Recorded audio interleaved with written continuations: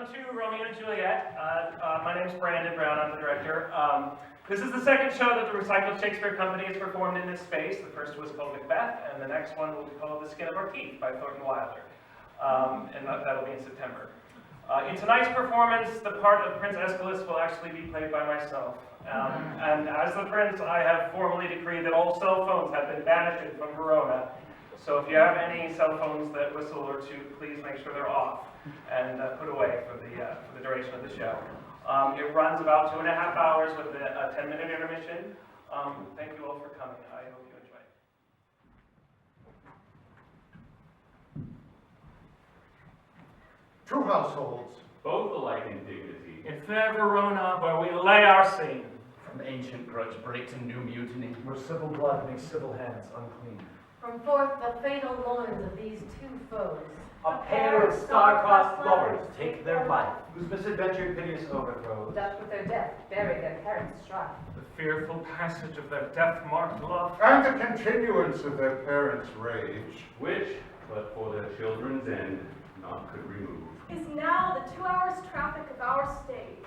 The which if you with patient ears attend. What here shall miss, our toil shall strive to mend.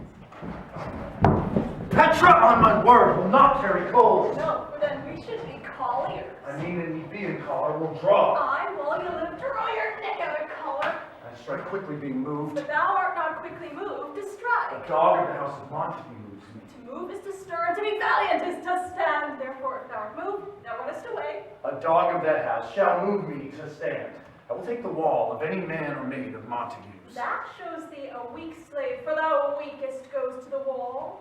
'Tis true. Therefore women, being the weaker vessels, are ever thrust to the wall.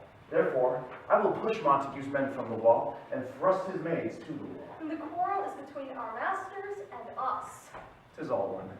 I will show myself a tyrant. When I have fought with the men, I will be civil with the maids. I will cut off their heads, The heads of the maids. or their maiden heads. Take it in what sense thou wilt. They shall take it in sense that feel it. Me they shall feel while I am able to stand. And 'tis known I am a pretty piece of flesh. 'Tis well thou art not fish, if thou hadst been poor John. Draw thy tool, here comes two of the house of Montague. My naked weapon is out. Quarrel, I will back you. How? Turn thy back and run? Fear me not. No, marry, I fear thee. Let us take the law of our sides. Let them begin. I shall frown at them as I pass by and let them take it as they list. Nay, as they dare, I will bite my thumb at them, which is disgrace to them if they bear it.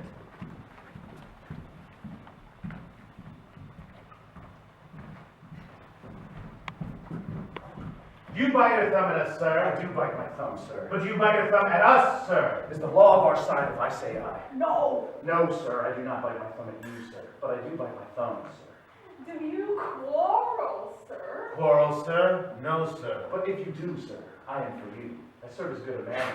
No better. Well, sir. Say better, here comes one of my master's kinsmen. Yes, better, sir. You lie. Grow up, you be men. Petra, remember that washing blow.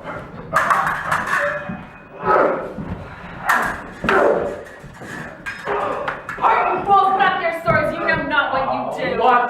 Art thou drawn among these heartless hinds? Turn thee, Benvolio, look upon thy death. I do to keep the peace. Put up thy sword, or manage it to part these men with me. What? Drawn and talk of peace? I hate the word, as I hate hell. All Montagues, indeed. Have at thee, coward. What nonsense is this? Give me my long sword. I call you for it, sword. My sword, I say. Old Montague has come. As foolish as his blade in spite of me. Thou will Capulet. Well done, my subject. Enemies to peace. Profane as a name of stated steel. What here? What call you men, you beasts, that quench the fire of your pernicious rage with purple fountains issuing from your veins? On pain of torture from those bloody hands, throw your mistempered weapons to the ground and hear the sentence of your moved prince. 3 civil brawls, bred of an airy word by thee, old Capulet, and Montague, have thrice disturbed the quiet of our streets, and made Verona's ancient citizens cast by their grave beseeming ornaments, to wield old partisans and hands as old, cankered with peace, to part your cankered hate.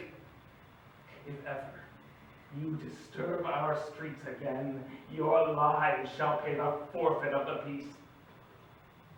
For this time, all the rest depart away. You, Capulet, shall go along with me.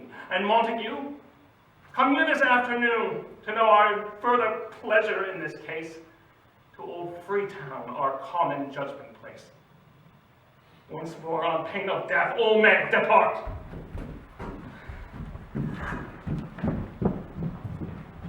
Who said this ancient quarrel to approach? Speak, dear niece, were you by when it began? Here were the servants of your adversary and yours. Close fighting ere I did approach, I drew to part them. In the instant came the fiery Tybalt with his sword prepared, which, as he breathed defiance to my ears, he swung about his head and cut the winds, who, nothing hurt withal his timid scorn. Oh, where is Romeo? Saw you him today? Right glad I am he was not at this fray. Uncle, an hour before the worshipped sun peered forth the golden window of the east, a troubled mind drove me to walk abroad, where underneath the grove of sycamore that westward rooteth from this city's side, so early walking did I see your son. Toward him I made, but he was ware of me and stole into the covert of the wood. I, measuring his affections by my own, which then most sought where most might not be found, being once too many by my weary self, pursued my humor, not pursuing his, and gladly shunned who gladly fled for me. Many a morning hath he there been seen, with tears augmenting the fresh morning's dew, adding to clouds more clouds with his deep sighs. But also soon as the all-cheering sun should in the farthest east begin to draw the shady curtains from Aurora's bed, away from light steals home my heavy son, and private in his chamber pens himself, shuts up his windows, locks fair daylight out, and makes himself an artificial night. Black and portentous must this humor prove, unless good counsel may the cause remove. My noble uncle, do you know the cause? I neither know it nor can learn of him. Well, have you importuned him by any means? Both by myself and many other friends, but he, his own affection's counselor, is to himself. I will not say how true, but to himself so secret and so close, so far from sounding and discovery, as is the bud bit by an envious worm ere he can spread his sweet leaves to the air, or dedicate his beauty to the sun. Could we but learn from whence his sorrows grow, we would as willingly give cure as no. We'll see when he comes. So please you step aside. I'll know of his grievance or be much denied. I would thou wert so happy by thy state here through shrift. Good morrow, cousin. The day so young. The news struck 9. Me said hours seemed long. Was that my father that went so fast? It was. What sadness lengthens Romeo's hours? Not having that which having makes them short. In love? Out. Of love? Out of her favor where I am.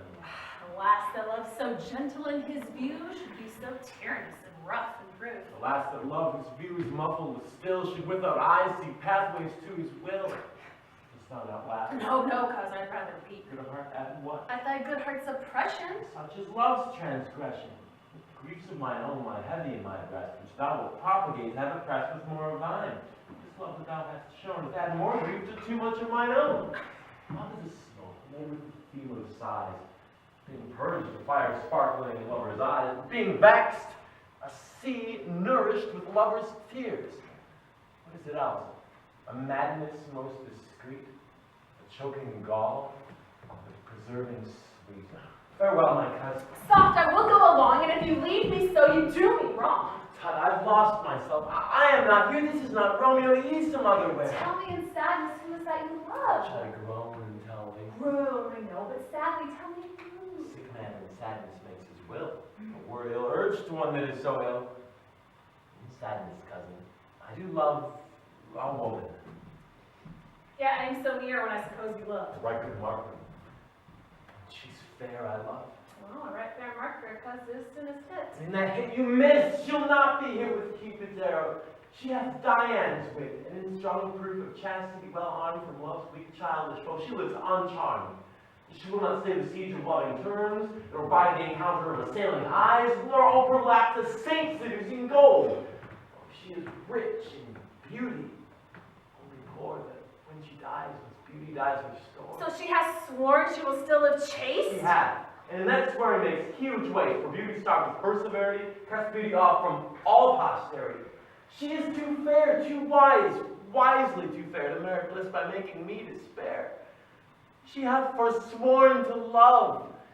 In that vow do I live dead that live to tell it now. Be ruled by me, forget to think of her. Oh, teach me how I should forget to think. By giving liberty to thy eyes, examine other beauties. That's the way to call hers exquisite, in question more. We that is struck and blind, we cannot forget the precious treasure of thy sight lost.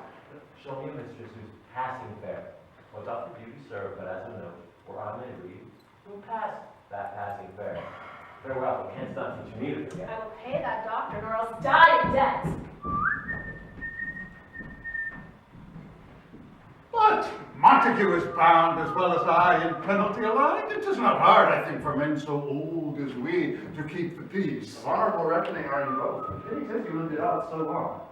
But now, my lord, what say you to my suit? But saying o'er what I have said before, my child is yet a stranger in the world. Let 2 more summers wither in their pride, ere we may think her right to be a bride. Younger than she, our happy mother's maid. And too soon marred of those so early made. She is the hopeful lady of my earth. But woo her, gentle Paris, get her heart. My will to her consent is but a part, and she agreed.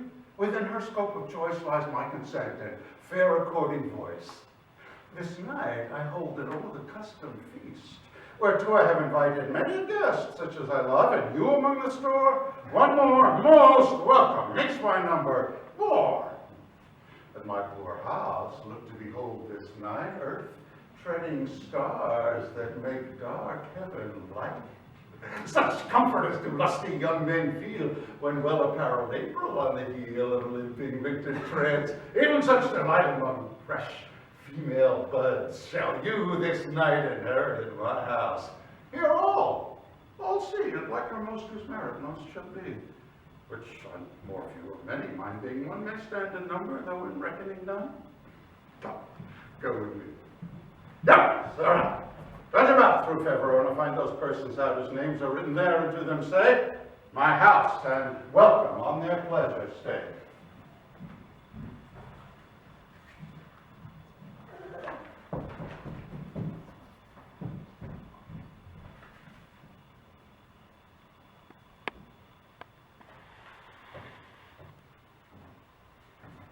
Find them out whose names are written here.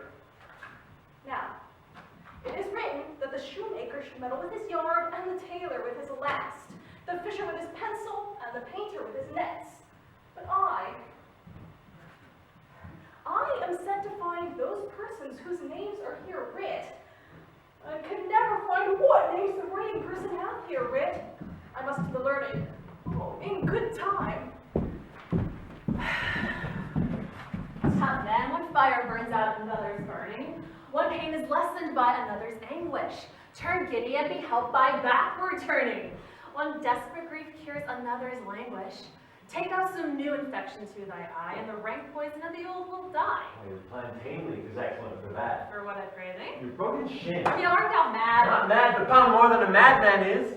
Shut up in prison, kept without my food, whipped and tormented, and green, good fellow.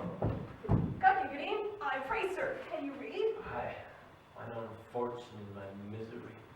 Perhaps you have learnt it without book, but I pray, sir, can you read anything you see? Aye, if I know the letters in the language. You say honestly, rest your merit. Say, fellow, I can read. Signor Martino and his wife and daughters, Conte Anselm and his beauteous sisters, the lady widow of Vitruvio, my uncle Capulet, his wife and daughters, my fair niece Rosaline, and Lydia, Signor Valentio and his cousin Tybalt, Lucio, and the lively Helena. A fair assembly. Whither should they come? Up Whither? to our house. To whose house? My master's. You should have asked you that before. Now I'll tell you without asking. My master is the great rich Capulet. And if you be not of the house of Montagues, I pray come and crush a cup of wine. Rest ye merry.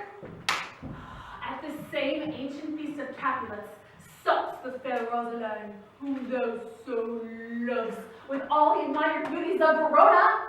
Go hither with unattained eye I compare her face to some that I shall show, and I will make thee think thy swan a crow. When the devout religion of mine eye maintains such falsehood, then turn tears to fire. And these who, often drowned, could never die, transparent heretics, be burned for liars. One fairer than my love, that the all-seeing sun there saw her match since first the world begun. Tut, you saw her fair, none else being by. Herself poised with herself in either eye. But in that crystal scales, let there be weighed your lady's love against some other maid that I shall show you shining at this feast, and she shall scant show well that no seems boast. I'll go along. No such sight to be shown, but to rejoice in the splendor of mine own.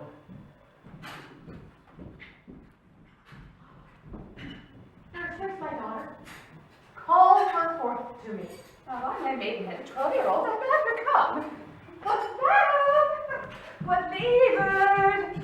God forbid, there's this girl. What, Juliet? How now? Who calls your mother? Madam, I am here. What is your will? Ah, this is the matter. Nurse, give leave a while. We must talk in secret. Nurse, come back again. I have remembered me. Thou's hear our counsel.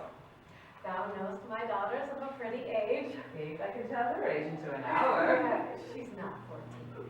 Oh, wait, 14 in my teeth, she's not 14. How long is it after last time? A fortnight and odd days. Even odd, all the days of the year. Comes on to see the night.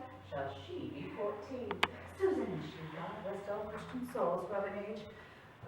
Susan, with God, she was too good for me. But as I said, on Vladimir at night shall she be 14. Mary, I remember it well. It is since the earthquake now, 11 years. And she was with me. I never should forget it. Of all the days of the year upon that day, for I had then laid warmer to my dove, sitting in the sun under the dove house wall. My lord, and you were then in bed to her. And I do not rain. And as I said, when it did taste the wormwood on the nipple of my dug and felt it bitter, pretty fool, to see it tetchy and fall out with the dug. Shake, quoth the dove house. Was no need I should have been thee, Trudge. And since that time, 'tis 11 years. For then she could stand high alone. Nay, by the rood she could have run and wobbled all about. For even the day before she broke her brow, and then my husband, God be with his soul, he was a merry man, took up the child. Yea, quoth he, dost thou fall upon thy face? Thou wilt fall backward when thou hast no wit, wilt thou not, Jewel? And by my holy dame, the pretty wretch left crying and said, I. Oh, to see now how her chest should come about, I warrant, and I should live 1,000 years, I never should forget it. Wilt thou not, Jewel? Quoth he, and pretty fool that stinted and said, I. Enough of this. I pray thee, hold thy peace. Yes, madam, yet I cannot choose but laugh to think that it should be crying and say I. And yet I warrant it had upon its brow a bump as big as a young copplestone, a perilous knock, and it cried bitterly. Yea, quoth my husband, fall'st upon thy face, thou wilt fall backward when thou hast no wit. Wilt thou not, Jewel? It stinted and said, I. And still thou too, I pray thee, nurse, say I. Peace I have done. Oh, God mark thee to his grace, thou was the prettiest babe that e'er I nursed. And might I live to see thee married once, I have my wish. Oh, married. That, married, is the very theme I came to talk of. Tell me, daughter Juliet, how stands your dispositions to be married? It is an honor that I dream not of. An honor? Not thine only nurse, I would think thou hadst some wisdom from thy teats. Well, think of marriage now. Younger than you, here in Verona, ladies of esteem are made already mothers. By my count, I was your mother much upon these years that you are now made thus and in brief. The valiant Paris seeks you for his love. A man, young lady. A lady, such a man as all the world, for he's a man of wax. Verona's summer hath not such a flower. Nay, he's a flower, in faith, the very flower. What say you? Can you love the gentleman? This night you shall behold him at our feast. Read o'er the volume of young Paris' face and find the light that there with beauty's pen. Examine every married lineament, and see how one another lends content, and what obscured in this fair volume lies. Find written in the margin of his eyes. Oh, this precious book of love, this unbound lover to beautify him only lacks a cover. That book in many's eyes doth share the glory that in gold clasps locks in the golden story. So shall you share all that he doth possess by having him, making yourself no less. No less, nay, bigger, wouldn't grow by men. Speak briefly, can you like a Paris love? I'll look to like if looking like you move, but no more deep line dart mine eye if your consent gives strength to make it fly.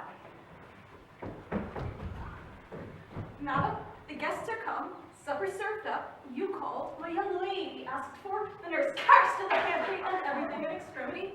I must hence to wait. I beseech you, follow straight. We follow thee. Juliet, the county stays. Go, girl, seek happy nights to happy days. Let them measure us by what they will. We'll measure them a measure and be gone. Give me a torch. I am not for this ambling. Being but heavy, I will bear the light. Nay, gentle Romeo, we must have you dance. Oh, not I, believe me. You have dancing shoes with nimble soles. I am a soul of lead, so stakes me to the ground I cannot move. You are a lover. Borrow Cupid's wings and soar with them above a common bound. To soar and pierce it with his shaft, to soar with his light feathers, and so bound I cannot bound a pitch above a dull woe. Under love's heavy burden do I sink. And to sink in it should you burden love, too great oppression for a tender thing. On a tender thing? It is too rough, too rude, too boisterous, and it pricks like thorns. If love be rough with you, be rough with love. You prick love for pricking and you beat love down. Give me a case to put my visage in, a visor for a visor. Come, knock and enter, and no sooner in than every man to take him to his legs. And we mean well in going to this mask. 'Tis no wait to go. Why, may one ask? I dreamed a dream tonight. And so did I. Well, what was yours? The dreamers often lie. In bed asleep while they do dream of things true. Oh, then I see Queen Mab hath been with you. She is the fairy's midwife, and she comes in shape, no bigger than an agate stone, on the forefinger of an alderman, drawn with a team of little adami over men's noses as they lie asleep. Her chariot is an empty hazelnut, made by the joiner squirrel or old grub, tied out of mine the fairy's coachmakers. Her wagon spokes, made of long spinner's legs, the covers of the wings of grasshopper, the traces of the smallest spider web, the collars of the moonshine's watery beam, her whip of cricket bone, the lash of film, her wagoner, a small gray-coated gnat, not half so big as a round little worm, pricked from the lazy finger of a maid, and in this state she gallops, night by night, through lovers' brains, and then, they dream of love. Oh, courtiers these, that dream on curtsy straight, or lawyers' fingers which straight dream on fees, or ladies' lips which straight on kisses drink, which oft the angry man with blisters plague, because their breaths with sweetmeats tainted are. Sometimes she gallops o'er a courtier's nose, then dreams he of smelling at a suit, and sometimes comes she with a tithe pigtail, tickling a parson's nose as he lies asleep, then dreams he of another benefice. Sometimes she driveth o'er a soldier's neck, then dreams he of cutting foreign throats, of breeches, of muscados, of Spanish blades, of hell's 5 fathom deep, and then anon drums in his ear, and when she starts and wakes, and being thus frighted, swears a prayer or two, and sleeps again. This is the very Mab that plaits the manes of horses in the night, and baits the elf's locks and foul sluttish hairs, which once untangled much misfortune bodes. This is the hag, when maids lay on their back, which presses them, and learns the first to bear, oh, making the women of good carriage, oh. Peace, peace, Mercutio, peace! That talks of nothing. True, I talk of dreams, which are the children of an idle brain, begot of nothing but vain fantasy. As then of substance as the air, and as inconstant as the wind which rules even now the frozen bosom of the north, and being angered puffs away from this, turning aside to the dew-dropping south. This wind that you talk of blows us from ourselves. Supper is done, and we shall come too late. I fear too early. My mind must give some consequence, yet hanging in desire so bitterly in giving spiritual day with these night's revels. Expire the term of a despised life closed within my breast with some vile forfeit of untimely death. But he that hath the steerage of my course direct my suit. Lusty gentlemen. Strike the drum. Henry helps not to take away. Each ship the treasure, each trade the treasure. Some good manners shall lie all in one or two servants' hands, and they unwashed too. 'Tis a foul thing. Welcome, gentlemen. Ladies that have their toes unplagued with corns will walk about with you. My mistresses, which of you all will now deny to dance? She that makes dainty, she I'll swear hath corns. Am I come near you now?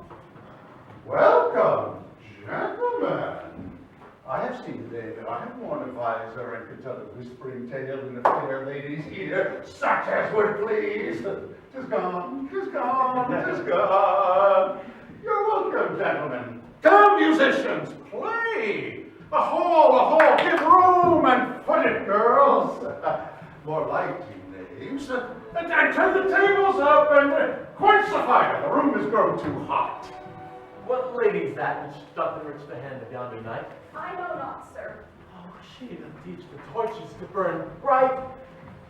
It seems she hangs upon the cheek of night as a rich jewel in an Ethiop's ear. Beauty too rich for use, for earth too dear. So shows a snowy dove trooping with crows, as yonder lady or her fellows shows. The measure done, I'll watch her place her stand, and touching hers, make blessed my rude hand. My heart loved till now, or swear its sight, for I ne'er saw true beauty till this night. This by his voice should be a Montague. Fetch me my rapier! What? There's the slave come hither, covered in an antique face who fleer and scorned our solemnity. Now by the stock and honor of my king to strike him dead, I hold it not a sin! How now, kinsman? Wherefore storm you so? Uncle, this is a Montague, our foe! A villain, who is hither come in spite to scorn in our solemnity this night. Now, Romeo is it. 'Tis he, that villain, Romeo.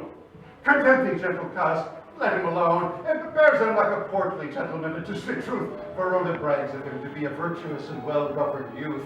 I would not for the wealth of all this town here in my house do him disparagement, therefore be patient, take no note of him.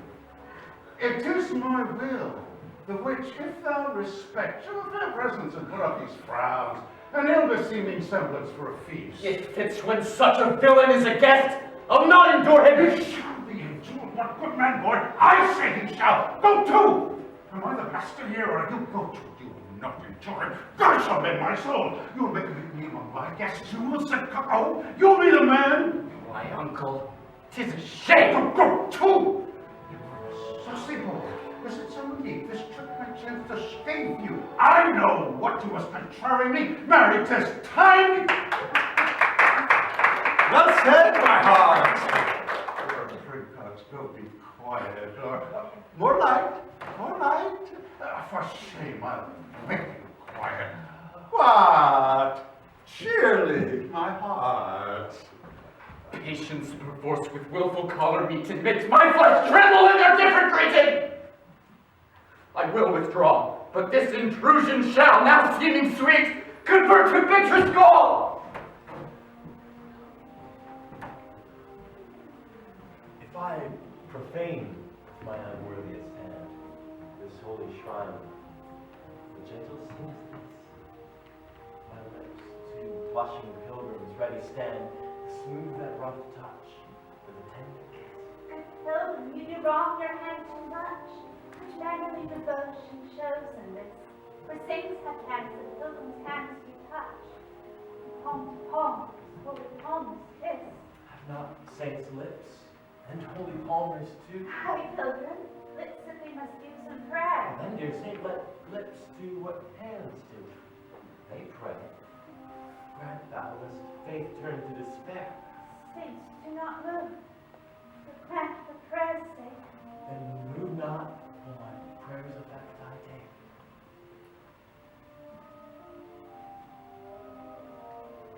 From my lips by thine, my sin is purged. Then hath my lips the sin that they have took. Sin from my lips, thou trespass sweetly urged. Give me my sin again.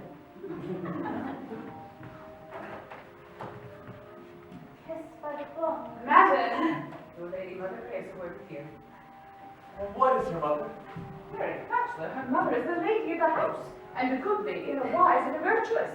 I tell you, he that can lay hold of her shall have the chase. Sheer Capulet. Oh, dear account, my life is my bow's dead. Away be gone the sport is at its best. So I fear before is my unrest. Now, gentlemen, prepare not to be gone. We have a trifling foolish night work towards. Seeking so, why then I thank you all. I thank you, honest gentlemen. Good night.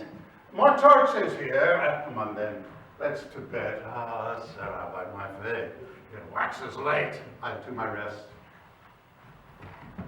Come hither, nurse. What is yon gentleman? The son and heir of old Tiberia. What's he that now is going out of door? Mary, I think that be a Trucio. What's he that follows here that would not dance? I know not. Go, ask his name. He be married. Great is life to be my wedding bed. His name is Romeo, and a Montague, the only son of your great enemy. My only love sprung from my only hate. Truly seen unknown, and known too late. Prodigious birth of love it is to me, that I must love the loathed enemy. What's this? Fine, I love you enough when I dance withal. Juliet! Anon! Come, let's away, the strangers all are gone.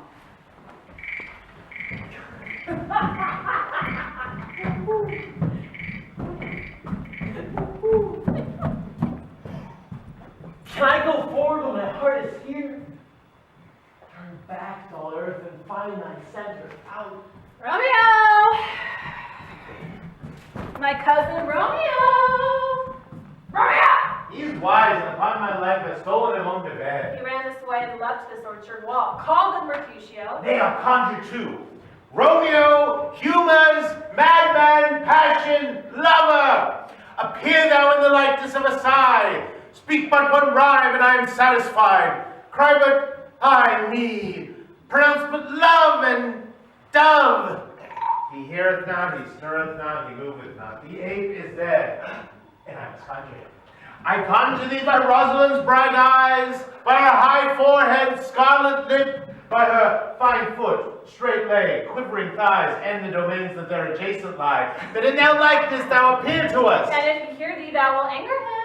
No, this could not anger him. 'Twould anger him to raise the spirit of some strange nature, and his mistress's servant letting it there stand till she had laid it and conjured it down. That were some spite. My invocation is fair and honest. In his mistress's name I conjure only but to raise up him. He hath hid himself among these trees to be consorted with the humorous night. Blind is his love, and best to face the dark. If love be blind, love cannot hit the mark. Romeo, good night. I'll to my truckle bed. This field bed is too cold for me to sleep. Come, shall we go? Go then, for 'tis in vain to seek him here that means not to be found. Just as scars never felt a wound. What soft, what light through yonder window breaks. It is the east, and Juliet is the sun. Arise, fair sun, and kill the envious moon, who is already sick and pale with grief that thou, her maid, art far more fair than she. Be not her maid, since she is envious. Her vestal livery is but sick and green, and none but fools do wear it. Cast it off. It is my lady, oh, it is my love. Oh, that she knew she were. She speaks, yet she says nothing. What of that? Her eye discourses. I will answer it. I am too bold. 'Tis not to me she speaks. Two of the fairest stars in all the heaven having some business, entreat her eyes to twinkle in their spheres till they return. What if her eyes were there, they in her head? The brightness of her cheek would shame those stars as daylight doth a lamp. Her eyes in heaven would through the airy regions stream so bright that birds would sing, think it were not night. Oh, see how she leans her cheek upon her hand. Oh, that I were a glove upon that hand, that I might touch that cheek. I mean, She speaks. Oh, speak again, bright angel. For thou art as glorious to this night, being o'er my head. It is a winged messenger of heaven unto the wet upturned wondering eyes of mortals, that fall back to gaze on him when he bestrides the lazy puffing clouds and sails upon the bosom of the air. oh, Romeo, Romeo, deny thy father, refuse thy name. For thou wilt not, but sworn my love, and all no longer be attached to Shall I hear more, or shall I speak at this? But thy name is thy enemy. Thou art thyself, though not Montague. What's Montague? Is nor hand, nor foot, nor arm, nor face, nor any other part belonging to a man. Be some other name. What's enemy? That which we call a rose, but you never word would smell as sweet. So Romeo would, were he not Romeo full, retain that dear affection which he owes without that title. Romeo doff thy name, and for thy name, which is no part of thee, take all thy stuff. What man art thou that thus discreet nights to stumblest on my counsel? By a name, I know not how to tell thee who I am. My name, you say, is hateful to myself because it is an enemy to thee. Had I had written, I would tear the word. My ears have not yet drunk 100 words of thy tongue's uttering, yet I know the sound. Art thou not Romeo? And the Montague? Either for a native, either be dislike. How camest thou hither? Tell me, and wherefore? The orchard walls are high and hard to climb, and the place dead, considering who thou art, if any of my kinsmen find thee here. Love's like wings do I approach these walls, for stone limits cannot hold love out. And what love can do, that dares love attempt. Therefore thy kinsmen are no stop to me. If they do see thee, they will murder thee. If there lies more peril in thine eye than 20 of their swords. Look thou but sweet, I am proof against their envy. I would not for the world they saw thee here. I have night's cloak to hide me from their eye. And doth thou love me? Let them find me here. My life will better end by their hate than death prorogued wanting of thy love.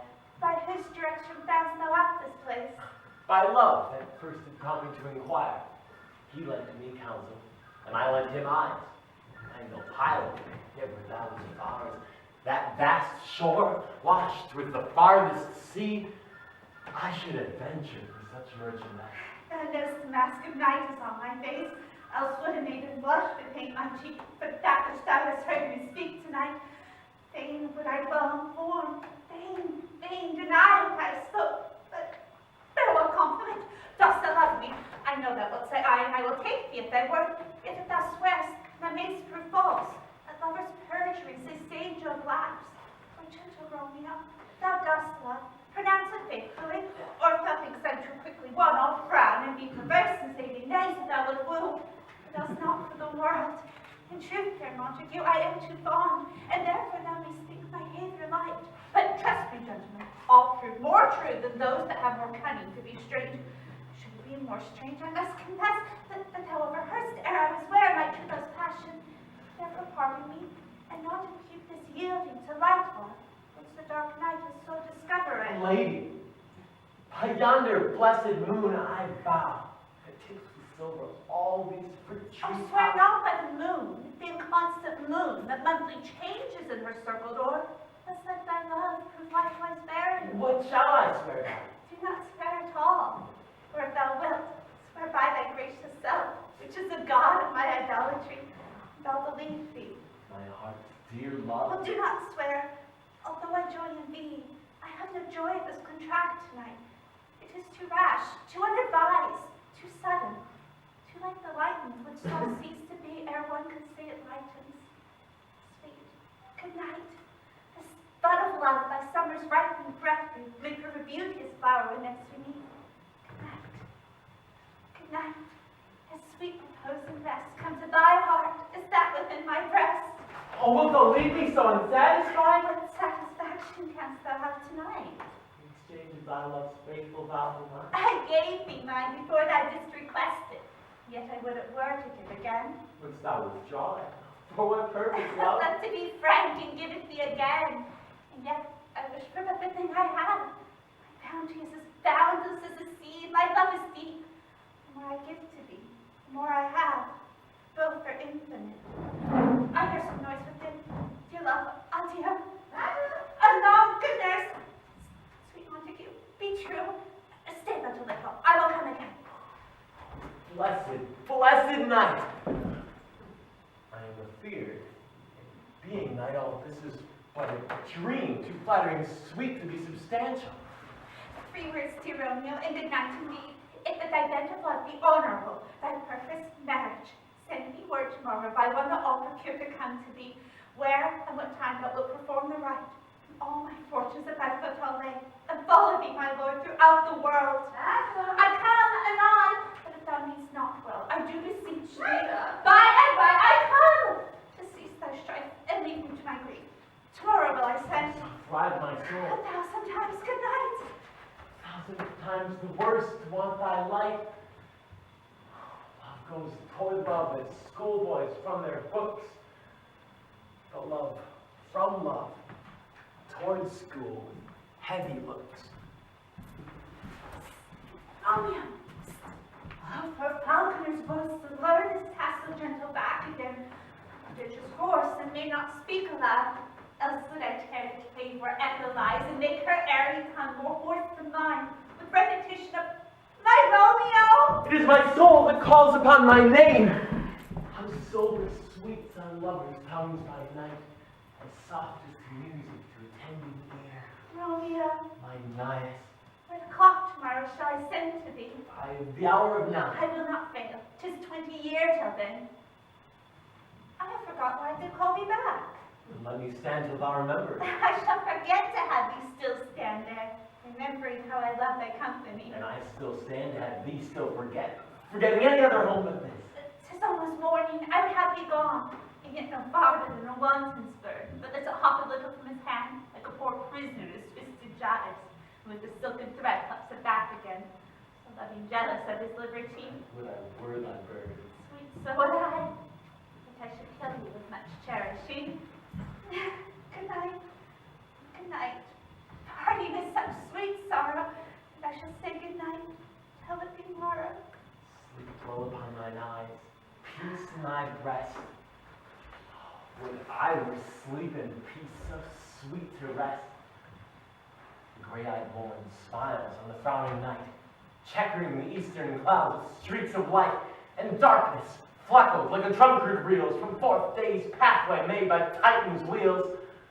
Hence will I to my ghostly sire's close cell, his help to crave, and my dear hap to tell. Now, ere the sun advances burning eye, the day to cheer and night's dank dew to dry, I must upfill this austere cage of ours with baleful weeds and precious juiced flowers. The earth, that's nature's mother is her tomb, what is her burying grave? That is her womb. And from her womb, children of diverse kind we sucking on her natural bosom find. Many for many, virtues excellent, none but for some, and yet all different. Oh, make a list of powerful grace that lies in plants, herbs, stones, and their true qualities. For not so vile that on the earth doth live, but to the earth some special good doth give. Good morrow, Father. Benedicent, what early tongue so sweet saluteth me? Young son, it argues a distempered head so soon to bid good morrow to thy bed. Care keeps us watching every old man's eye, and where care lodges, sleep will never lie, but where unbruised youth with unstuffed brain doth couch his limbs, their golden sleep doth reign.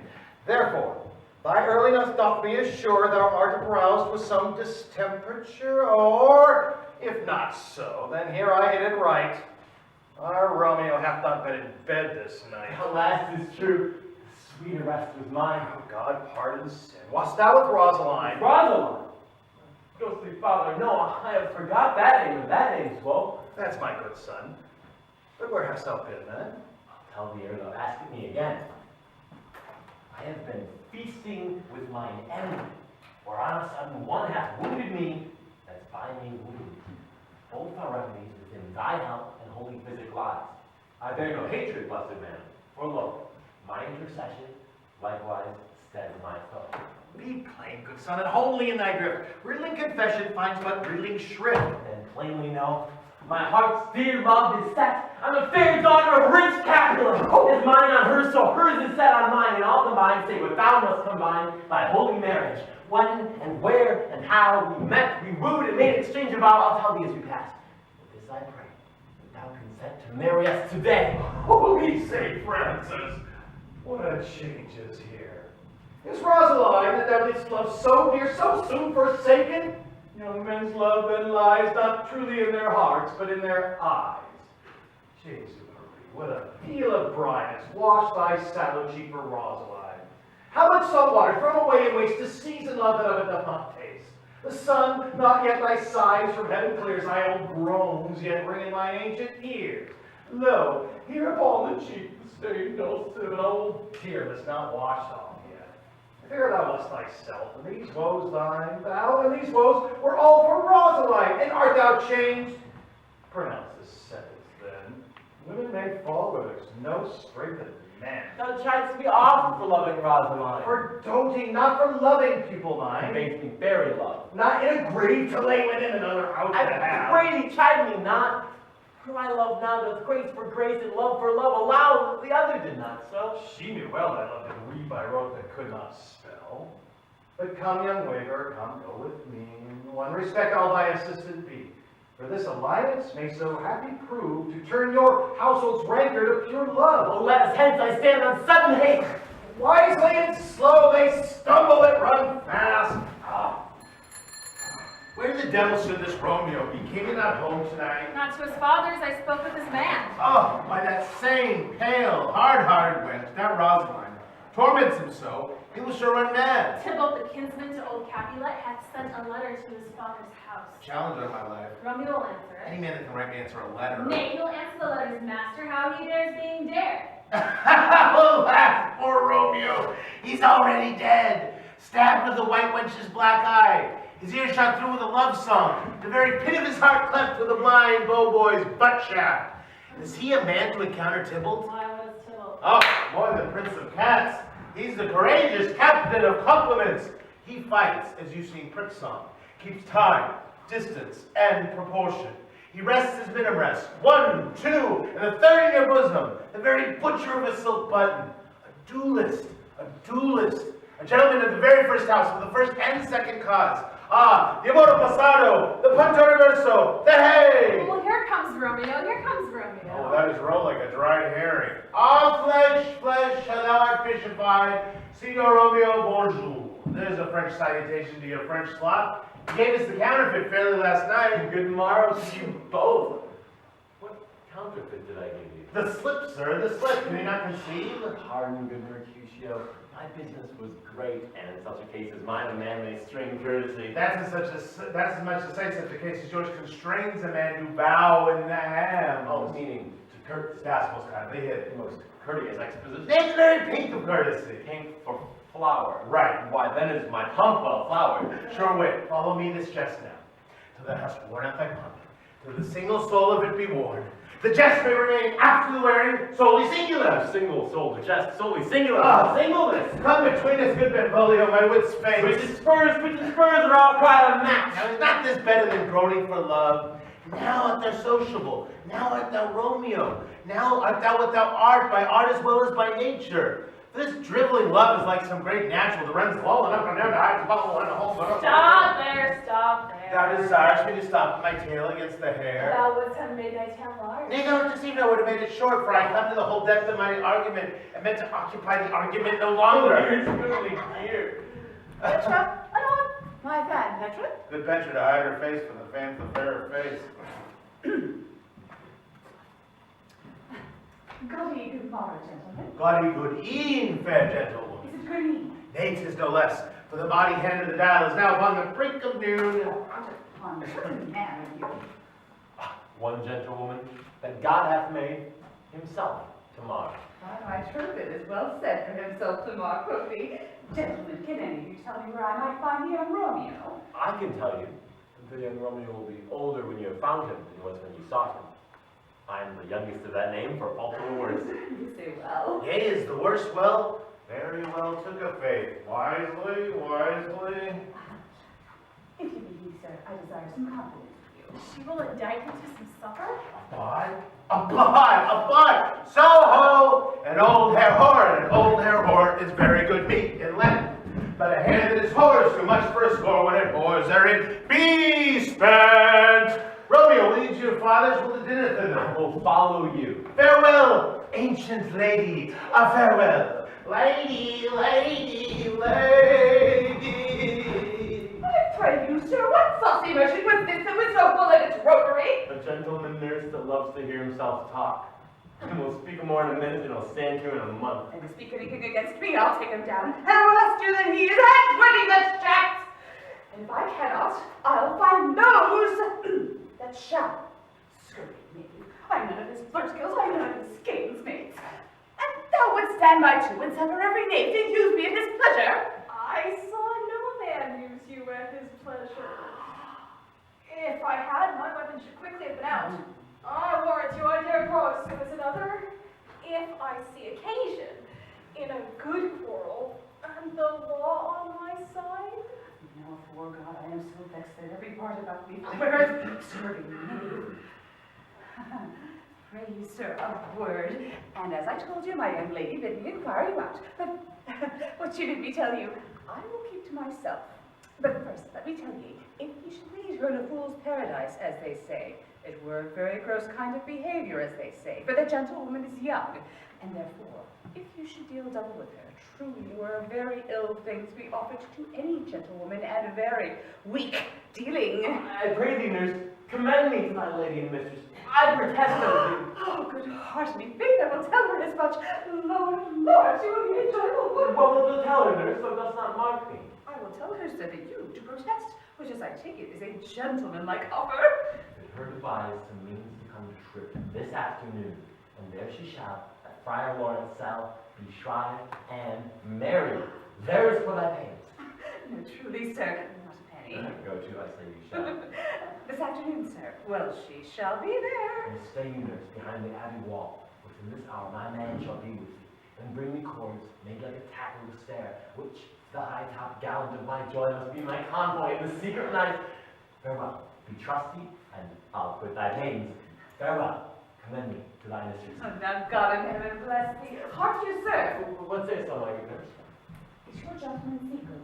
Did you never hear say to make he counsel putting her away? I want to be my man's as true as steel. Well, sir, my mistress is the sweetest lady. Lord, Lord, oh, my little pretty thing. Oh, there is a nobleman in town, one Paris, who is plain and knife a boy, but she, good soul, had sleep see a toad. A very toad to see him.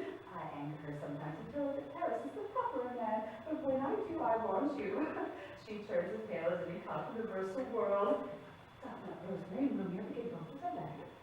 I nurse, but what of that? Both of them are. Ah, Margaret, that is a dog's name. Ours for a...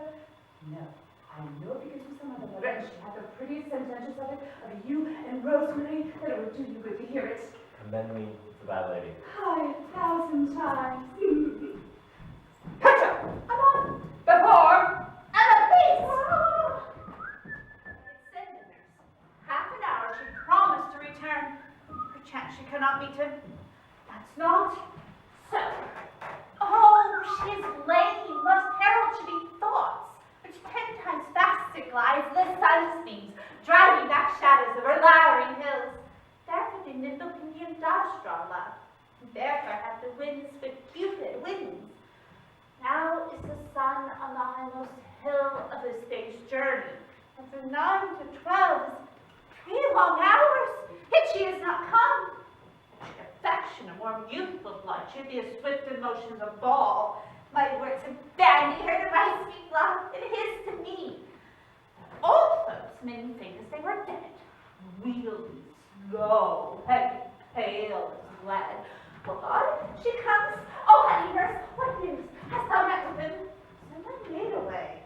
Petra, stay at the gate. Oh. Now, good, sweet nurse. The Lord, why lookest thou sad? Though news be sad, yet tell them merrily. If good, thou shamest me to for sweet news by playing it to me with so sour a face. I am a-weary. Can we leave a while? Why, how my bones ache. What chance have I? But thou hast my bones, and I thy news. Nay, come, I pray, speak. Good, nurse, speak. Jesus, what haste. Can you not stay a while? Do you not see I am out of breath? How art thou out of breath when thou hast breath? To say to me that thou art out of breath. The excuse that thou dost make in this delay is longer than the tale that dost excuse. Is thy news good or bad? Answer to that. Say either, I'll say the circumstance. Let me be satisfied. It's good or bad? Well, you have made a simple choice. You know not how to choose a man better than any man's, though his leg excels all men's, and for a hand and a foot and a body, though they be not to be talked on, yet they not ask compare. He is not the flower of courtesy, but our Lord is as gentle as a lamb. Go thy ways, wench, serve God. What, have you dined at home? No, no, but all this I didn't know before. What says he of our marriage? What of that? Oh, how my head aches! What a head am I! It means as if it fallen to pieces. Oh, my back! My back! Oh, on the other side. Oh, my back, my back. Be sure your heart for sending me about to catch my death while chancing up and down. Babe, I'm sorry thou art not well. Sweet, sweet, sweet nurse, tell me, what says my love? For love says, like an honest gentleman, and a courteous, and a kind, and a handsome, and a more virtuous. Where's your mother? Where's my mother? Why, she is within. Where should she be? Oddly that replies. Your love says, like an honest gentleman, where is your mother? Oh, God's lady dear, are you so hot? Mary, come up, I trow. Is this the poultice for my aching bones? Let's forward, do your messages yourself. It is such a quail. Come! What says Romeo? Have you got leave to go to shrift today? I have. And how you hence to Friar Lawrence cell. There stays a husband to make you a wife. Now comes the water blood under your cheeks. They'll be in scarlet sprig at any news. On you to church, I must another way to fetch a ladder by the which your love must climb a bird's nest soon when it is dark. I am the drudge and toil in your delight. You shall bear the burden soon at night. Go out to dinner, hie you to the cell. High to high fortune, honest nurse, farewell! So smile the heavens upon this holy act that after hours with sorrow chide us not. Amen, amen. But come what sorrow can, it cannot countervail the exchange of joy that one short minute gives me in her sight. Do thou but close our hands with holy words, then love-devouring death do we dare. It is enough for me to call her mine. These violent delights have violent ends, and in their triumph die like fire and powder, which as they kiss consume. The sweetest honey is loathsome in its own deliciousness, and in the taste confounds the appetite. Therefore, love moderately. Long love doth so. Too swift arrives as tardy as too slow. Here comes the lady. Oh, so light a foot will ne'er wear out the everlasting flint. A lover may bestride the gossamers that idles in the wanton summer air, and yet not fall. So light is vanity. Good evening to my ghostly confessor. Romeo shall thank the daughter for us both. As much to him else is his thanks too much. Juliet, the measure of thy joy may heap like mine, and that thy skill be more to blaze it, than sweeten with thy breath this neighbor air. And let rich music's tongue unfold the imagined happiness that both receive in either by this dear encounter. Conceit more rich in matter than in words, brags of the substance, not of ornament. They are but beggars that can count their worth. But my true love is grown to such excess, I cannot sum up half my wealth. Come with me, and we will make short work. For by your leaves you shall not stay alone, till Holy Church and corporate two in one. I pray thee, good Mercutio, let's retire. The day is hot, the capitals are abroad, and if we meet, we shall not escape a brawl. For now these hot days is the mad blood stirring. Now I like one of these fellows, that when he enters the confines of the tavern, claps me his sword upon the table, says, God send me no need of thee, and by the operation of the second cup, draws him on the drawer when indeed there is no need. Am I like such a fellow? Oh, come, thou art as hot a jack in thy mood as any in Italy.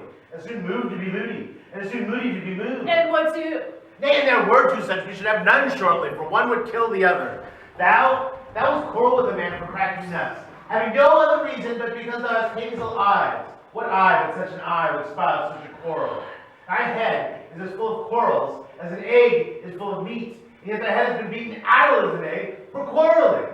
Thou hast quarreled with a man for coughing in the street, because he hath wakened thy dog which hath lain asleep in the sun. Didst thou not fall out with a tailor for wearing his new doublet before Easter, and another for tying new shoes with old ribbon? And thou wilt tutor me from quarreling. Oh, now we're so apt to quarrel as thou art. Any man should buy the fee simple of my life for an hour and a Oh, quarter. the fee simple, oh simple. By my head I come to Capulet. By my heel I turn not. Follow me close, for I will speak with them. Gentlemen, good evening.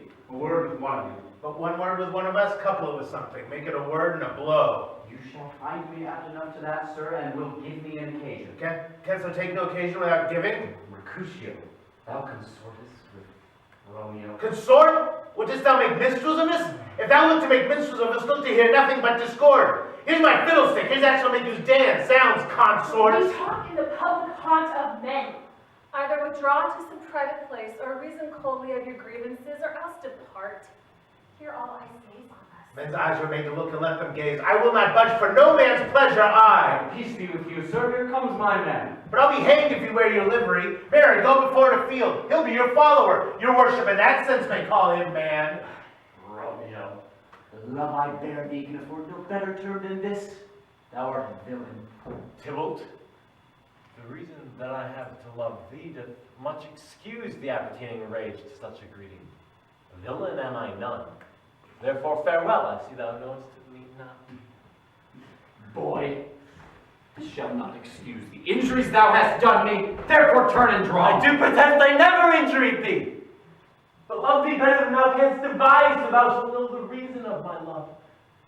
And so good Capulet, which name I tender dearly as mine own, be satisfied. Oh, calm, dishonorable, vile submission. Alison carries it away. Tybalt, you rat catcher, will you walk? What wouldst thou have with me? Good king of cats, nothing but one of thy 9 lives. That I need to make bold withal, and as you shall use me hereafter, dry beat the rest of the 8. Come, so will you pluck your sword out of his pilcher by the ears? Oh, make hasteless, mind me about your ears, or it be out. I am gentle Mercutio, put thy rapier up. Come, sir, your passado.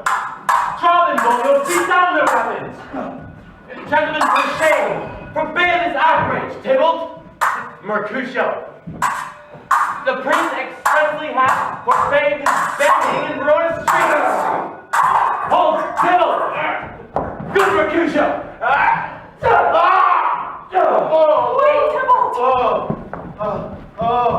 I'm hurt. A plague on both your houses. I'm sped. Is he gone and hath nothing? What, hath thou hurt? A scratch.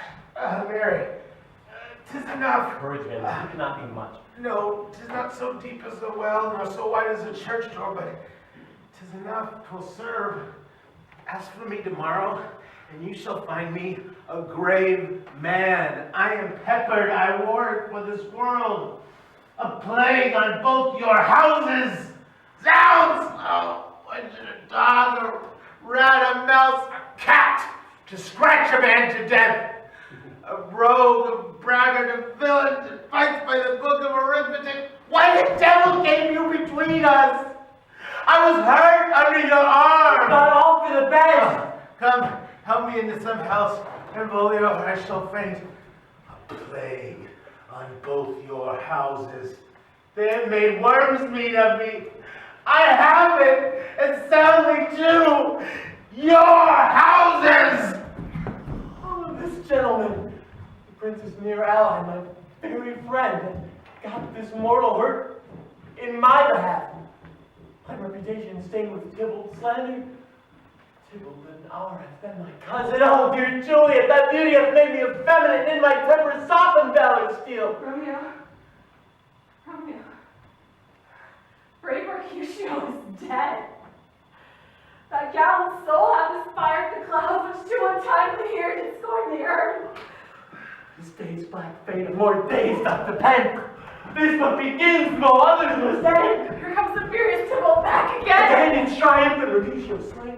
Have the respect of Vladimir and fire I fear you be my conduct now. Now, Tybalt, take back the villain that thou gavest me. For Mercutio's soul is but a little ways above our heads, staying for thine to keep him company.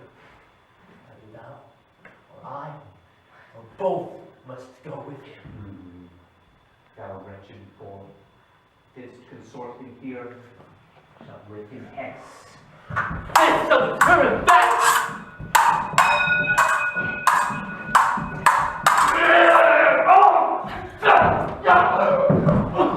Romeo, away! Begone! The citizens are up and Tybalt is slain! Stand not amazed! The prince will do thee death if thou art taken! Hence, begone away!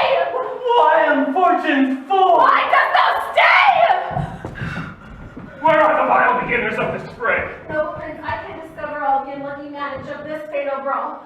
There lies the man, slain by young Romeo, that slew thy kinsman brave Mercutio. Oh, Tybalt, my cousin! Oh, my brother's child! Oh, Prince! Oh, husband! Oh, let us build, my dear kinsman! Prince, as thou art true, for blood of ours shed blood of Montague! Oh, cousin! Benvolio, who began this bloody fray? Tybalt, here slain whom Romeo's hand did slay. Romeo that spoke him fair, bid him beat. Think how nice the quarrel was, and urged with all your high displeasure.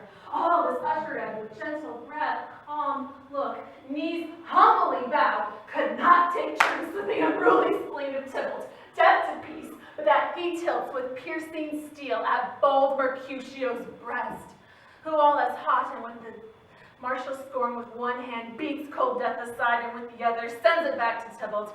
His dexterity retorts it.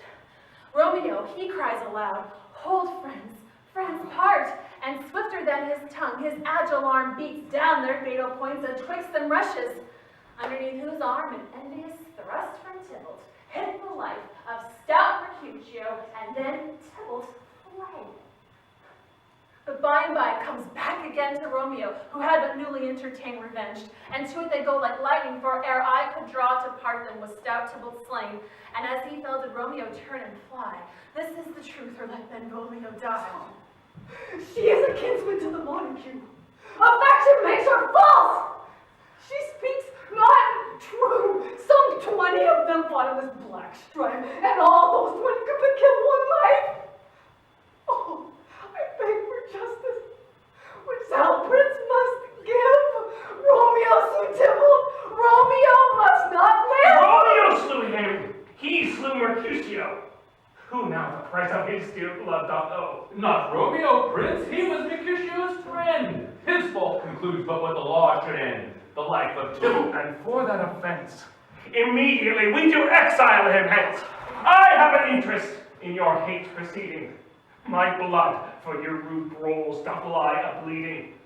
That all the mercy was so strong a fine, that you shall all repent the loss of mine. I will be deaf to pleading and excuses, nor tears nor prayers shall purchase out abuses, therefore use none. Let Romeo hence in haste, else when he is found, that hour is his last. Bear hence this body, and attend our will. Mercy but murders, pardoning those that kill.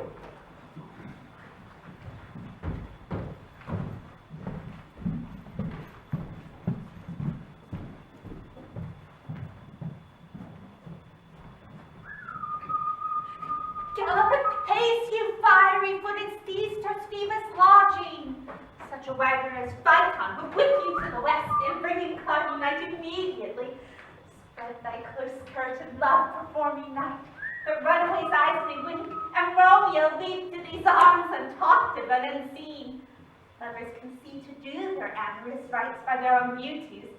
Oh, if love be blind, best agrees with night. Come, civil night, thou sober-suited matron all in black, and learn me how to lose a winning match. Leave for hair stainless maidenhood. Put my unmanned blood fainting in my cheeks at thy black mantle. The strange love grow bold. In true love acted, simple modesty. Come night, come Romeo, come thou day and night. That thou wouldst lie upon the wings of night, right to the new snow on a raven's back. Come, gentle night, come, loving, black-browed night, give me my Romeo. When I shall die, take him and cut him out in little stars. He will meet the face of heaven so fine, for all the world to be in love with night. Pay no worship to the garish sun. Oh, I thought the mansion of a love, but not possessed it, and though I am sold, not yet enjoyed. So tedious is this day, as is the night before some festival to an impatient child that has new robes and may not wear them. Oh, here comes my nurse. She brings news, and every tongue that speaks but Romeo's name speaks heavenly eloquence. Now, nurse, what news? What hast thou there? The cords that Romeo bid me fetch. The Poor Dave, he's dead, he's dead! We are undone, we are undone! Alack, the Dave, he's gone, he's killed, he's dead! Can heaven be so envious? Romeo can, no, heaven cannot! Oh, Romeo, whoever would have thought it, Romeo! What devil art thou that dost torment me thus? This torture should be roared in dismal hell! Hath Romeo slain himself? Say thou that I, and that bare foul eye, shall poison more than death-darting eye of cockatrice. I am not I, if there be such an eye, or if those eyes shut that make the answer I. If he be slain, say I, or if not, no. Brief sounds determine of my weal or woe. I saw with mine eyes, God save the monk, here in his manly breast. Hideous corpse, blood, hideous corpse, pale as ashes, all bedaubed in blood, all in gore blood. Swooned at the sight. Break my heart, or beg or break at once. To prison eyes, ne'er look on liberty. Vile earth, resign in motion here.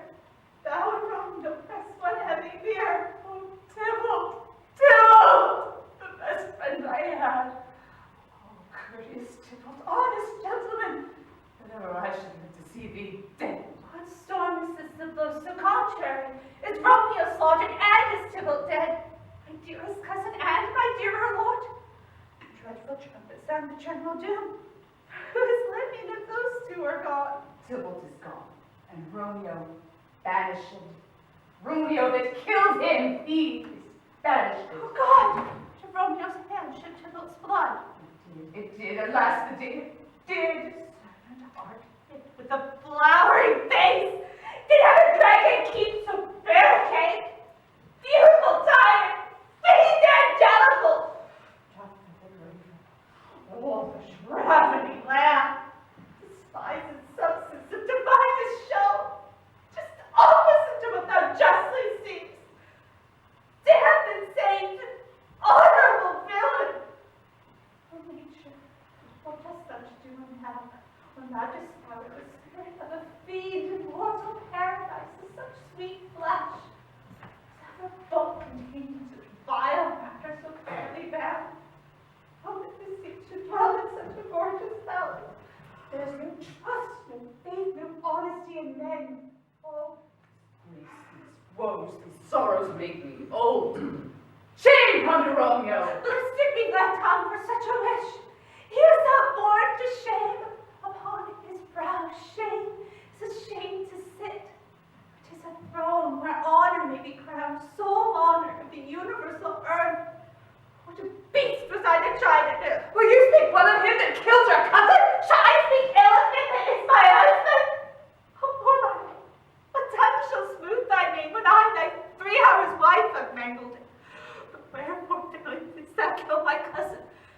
That villain cousin would have killed my husband. Back, foolish tears, back to your native springs. Your tributary drops belong to woe, which mistaking you offer up to joy. My husband lives, that Tybalt would have slain, and Tybalt's dead that would have slain my husband. Oh, this is comfort. Therefore weep I then. Some word there was worse than Tybalt's death that murdered me. I would forget it fain, but how it presses to my memory like damned and guilty deeds to sinners' minds. Tybalt is dead. And Romeo? Banish it. Banish it, that one word, banish it, hath slain 10,000 Tybalts. Tybalt's death were woe enough if it had ended there, or his sour woe, delights of fellowship and needly will be ranked with other griefs. Why not follow then when she said Tybalt's dead, thy father, or thy mother, nay, or both, which modern lamentation might have moved, but with a rearward following Tybalt's dead, Romeo is vanishing. To speak that word is father, mother, Tybalt, Romeo, Juliet, all slain, all dead. Romeo is vanishing. There is no end, no limit, measure bound in that word's death. No words come out most sound. Where's my father and my mother, nurse? Weeping and wailing over Tybalt's corpse. Will you go to them? I will bring you thither. Wash they his wounds with tears. Mine should be spent when theirs are dry for Romeo's banishment. Take up those cords, or beguiled. With you and I, Romeo is exiled. I made you for a hiding to my bed, but I am made a widow and of course, goodness, all to my wedding death, and death, not Romeo, take my baby there. Hide your chamber, I'll find Romeo to comfort you. I won't bell rain is. Hark ye, your Romeo will be here at night. Out to him, he's in our cell. Find him, give this ring to my true knight, and bid him come take his last farewell. Romeo, come forth, thou fearful man. Affliction is enamored of thy parts, and thou art wedded to calamity. What is the prince's doom? What sorrow craves acquaintance of the hand that I yet know not? Too familiar is my dear son with such sour company. I bring thee tidings of the prince's doom. Ooh, what less than doom says the prince's doom? Gentle judgment banished from his lips, not body's death, but body's banished. Banishment! Hey, merciful, say death. For exile hath more terror in its look, much more than death. Do not say banishment. Hence from Verona art thou banished, and be patient, for the world is broad and wide. There is no world without Verona walls, but purgatory, torture, hell itself. And banishment is banished from the world, and world's exile is death. And banishment is death mistermed. Calling death banishment, thou cuts my head off with a golden axe, and smilest upon the stroke that murders me. Deadly sin, oh rude unthankfulness! Thy fault our law calls death. The kind prince taking thy part has rushed aside the law and turned that black word death to banishment. This is dear mercy, and thou seest not. It's torture and not mercy. Heaven is here, where Juliet lives, and every cat and dog and little mouse, every unworthy thing lives here in heaven, and I look on her. Romeo me not. More validity, more honorable state, where courtship lives in carrion flies in Romeo. They may see some white wonder of your Juliet's hand, and steal immortal blessings from her lips, who, even in pure and vestal modesty, still blushes, thinking their own kisses sing. But Romeo may not. He is banishing.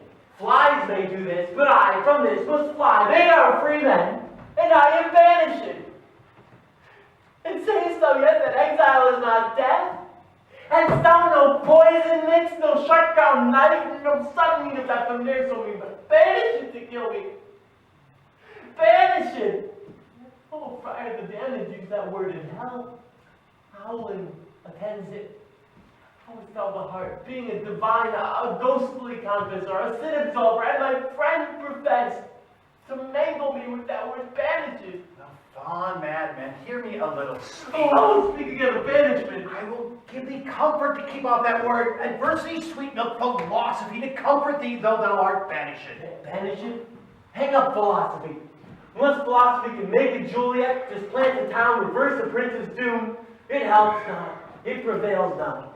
Talk no more. I see that madmen have no ears. How should they when the wise men have no eyes? Let me dispute with thee of thy estate. Thou canst not speak of that thou dost not feel. Wert thou as young as I, Juliet, thy love, an hour but Mary, Tybalt murdered, doting like me, and like me banishing. Then mightest thou speak. Then mightest thou tear thy hair and fall upon the ground as I do now, taking the measure of an unmade grave. Arise, one knocks, good Romeo, hide thyself. Not I, unless the breath of heart-sick moans mist-like enfold me from the surge of eye. Hark how they knock, who's there? Romeo, rise, thou wilt be taken. Stay a while, stay up, run to my study. By and by. God's will, what simpleness is this? I come, who knocks so hard? Whence come you, what's your will? Let me come in, and you shall know my errand. I come from Lady Juliet. Welcome then. Oh, Holy Friar, where is my lady's lord? Where is Romeo? There on the ground with his own tears made drunk. He is even in my mistress' case, just in her case. Oh, woeful sympathy. Piteous, predict. And so lies she, blubbering and weeping, weeping and blubbering. Stand up! Stand up! Stand and be a man. For Juliet's sake, for her sake, rise and stand. Her? Oh, sir, it's the end of all. So, Juliet, how is it with her? Does not she think me an old murderer, and I have stained the childhood of our joy with blood removed a little from her own? Where is she? And how doth she? And what says my concealed lady to our cancelled love? So she says nothing but weeps and weeps, and now falls on her bed, and then starts up, on Tybalt calls, and then on Romeo cries, and then down falls again. What is it, that name? Shot from the deadly level of a gun to murder her. Is that name's cursed hand murdered her kinsman? Oh, tell me, fire, tell me what vile part of this anatomy does my name lodge? Tell me that I may set the hateful mansion. Hold thy desperate hand! Art thou a man? Thy form cries out thou art. Thy tears are womanish. Thy wild acts denote the unreasonable fury of a beast. Unseemly woman, a seeming man, and an ill-seeming beast, and seeming both. Thou hast amazed me. By my holy order, I thought my disposition better tempered. Hast thou slain Tybalt? Will thy slay thyself, and slay thy lady that in thy life lives, by doing damn and hate on thyself? Rouse thee, man, thy Juliet is alive, for whose dear sake thou was but lately dead. There art thou happy. Tybalt would kill thee, but thou slewest Tybalt. There art thou happy. Law that threatens death becomes thy friend and turns into exile. There art thou happy. A pack of blessings light upon thy back. Happiness courts thee in her best array. And like a misbehaved and sullen wench, thou pouts upon thy fortune and thy love. Take heed, for such die miserable. Go, get thee to thy love as was decreed. Ascend her chamber hence and comfort her. But look, thou see not till the watch be set, for then thou canst not pass to Mantua. Thou shalt live till we can find a time to blaze your marriage, reconcile your friends, beg pardon of the prince, and call thee back with 1,000 times more joy than thou wentest forth in lamentation. Go before us. Commend me to thy lady, and bid her hasten all the house to bed, which heavy sorrow makes them apt unto. Romeo is coming! Oh, Lord, I could have stayed here all the night to hear good counsel. What learning is! My lord, I'll tell my lady he will come. Do so, and bid my sweet prepared to chide. Here, sir. The ring she bid me give you, sir. How you make haste, for it grows very late. But well, my comfort is revived by this. Go hence. Good night. Here stands all your state. Either be gone before the watch be set, or by break of day disguised from hence. So during the mansion, I'll find out your man, and he shall signify from time to time every good hap that chances to you here. Give thy hand. It is late. Farewell. Good night. But then joy past joy calls out on me. You were of grief, so without me. Good night. Commend me to your daughter. I will, and know her mind early tomorrow. Tonight, she's mewed up to her heaviness. Sir Paris, I will make a desperate tender of my child's love. I think she will be ruled in all respects by me. Nay more, I doubt it not. Why, going into her age to go to bed, acquaint her here of my son Paris' love, and bid her, marking me on Wednesday next. But so, what day is this? Monday, my lord. Monday? Well, Wednesday is too soon. A Thursday let it be. A Thursday, tell her she shall be married to this noble earl. Will you be ready? Do you like this haste? We'll keep no great ado. A friend or two, for hark you, Tybalt being slain so late, it may be thought we held him carelessly, being our kinsman if we revel much. Therefore, we'll have some half a dozen friends on their neck.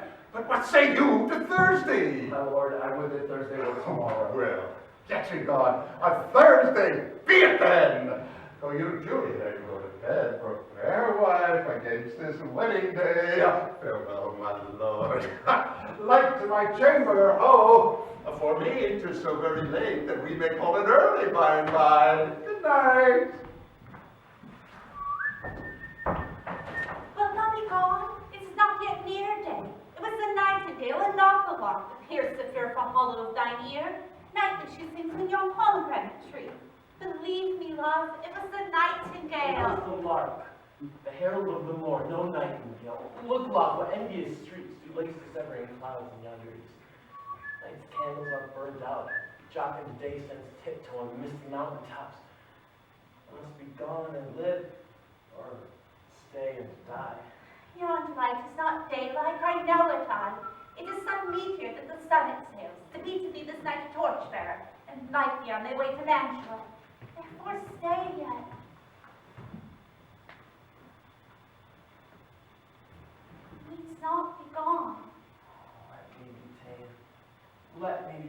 death. I am content, so thou wilt have it so. I'll say young rays not the morning's light, is but the pale reflex of Cynthia's brow. Or that is not the lark whose notes do beat the vaulty heaven so high above our heads. I have more care to stay than will to go. Come, death, and welcome. Juliet wills it so. How is my soul? Let's talk. It is not day. It is. High heads be gone away. It is the lark that sings so out of tune, straining harsh discourse and unpleasing sharps. Some say the lark makes sweet division. 'Tis doth not so, for she divideth us. Now be gone, more light and lighter grows. More light and light, dark and dark our woes. Madam, nurse, the lady mother is coming to her chamber. The day is broke. Be worried, look about. Window let day in and let life out. One piece and all is in. Thou going so? Lord, my husband, friend, I must hear from thee every day and hour, for in a minute there are many days. With this count I should be much in years, for I again behold my Romeo. No opportunity to make convey my greetings, love, to thee. Oh, thinkest thou we shall ever meet again? I doubt it not. And all these woes shall serve for sweet discourses in our times to come. God, I have an ill divining soul. Methinks I see thee, now thou art so low, as one dead, at the bottom of a tomb. Whether my eyesight fails, or thou look'st pale. And just me, love. In my eyes, so do you. Dry sorrow drinks our blood. Adieu. Adieu. Fortune, all men call thee fickle. If thou art fickle, what dost thou with him that is renowned for fame?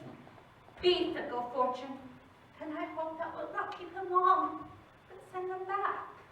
Oh, daughter, are you up? Who is that calls? 'Tis my lady mother. She not come down to the late up so early. Unaccustomed cause procures her hither. Why, how now, Juliet? Madam? I am not well. Mourning for your cousin's death? Why, could thou wash him from his grave with tears? And if thou couldst, thou wouldst not make him live. Therefore have done. Some grief shows much of love, but much of grief shows still some want of wit. And let me weep for such a feeling loss. And so shall you feel the loss, but not the friend which you weep for. Feelings of the loss I cannot choose, but ever weep the friend. Well, girl, thou weepst not so much for his death as that the villain lives which slaughtered him. What villain, madam? That same villain, Romeo. Villain, it may be many miles asunder. God pardon him. I do with all my heart. And yet no man like he doth grieve my heart. And that is because the traitor murderer lives. I, in the reach of these my hands, and none but I might venge my cousin's death. We will have vengeance for it, fear that not. And weep no more. I'll send to morning mantle with that same banished renegade doth live shall give him such an unaccustomed dram that he shall soon keep timid company. And then I hope thou wilt be satisfied. Indeed, I never will be satisfied with Romeo until I behold him dead. Was my poor heart for such a kinsman vexed? Madam, if you could find out by the man to bear a poison, would temper it, that Romeo upon receipt thereof should soon sleep in quiet. Oh, how my heart abhors to hear his name, and cannot come to him, to wreak the love I bore my cousin upon his body that has slaughtered him. Find thou the means, and I'll find such a man. But now, I'll tell thee joyful tidings, girl. And joy comes well in such a needy time. What are they? I beseech your ladyship. Well, thou hast a careful father, child, one who to put thee from thy heaviness hath sorted out a sudden day of joy that thou expectst not, nor I looked not for. Madam, and happy time of day is that? Oh, Mary, my child, early next Thursday morn, the gallant young and noble gentleman, the county Paris, at St. Peter's Church, shall haply make thee there a joyful bride. Now by St. Peter's Church, and Peter too, he shall not make me there a joyful bride. I wonder if this haste that I must wed, ere he that should be a husband comes to woo. I pray you,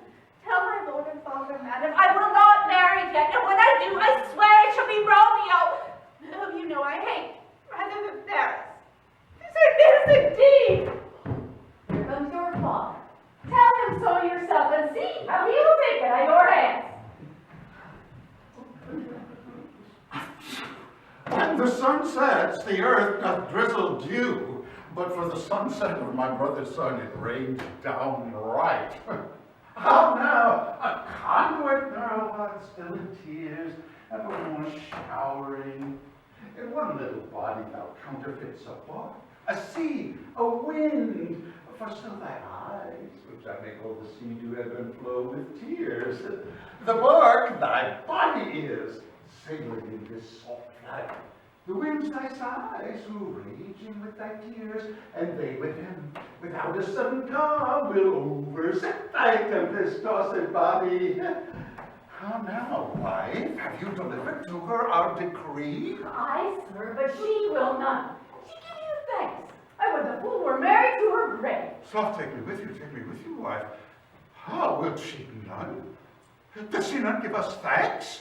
Is she not proud? Does she not count her blessed, unworthy as she is, that we have wrought so worthy a gentleman to be her bride? Not proud you have, but thankful that you have. Proud can I never be of what I hate, but thankful even for hate that is meant love. Chump logic, what is this? Proud, and I thank you, and I thank you not, and yet not proud? Mistress Minion, you.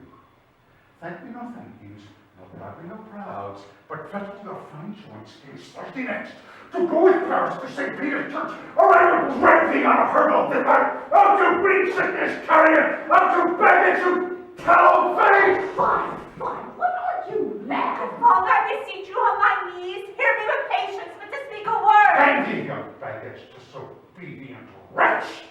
I tell you what, if you to church of Thursday will never after look me in the face. Speak not! Reply not to her, answer me, my fingers itch! Wife, we scarce thought us blessed that God had sent us but this only child, but now I see this one is one too much, and that we have a curse in having her. Out on her! Hallelujah! Oh, God in heaven bless her, you are to blame, my lord, to rate her so. And why, my lady wisdom?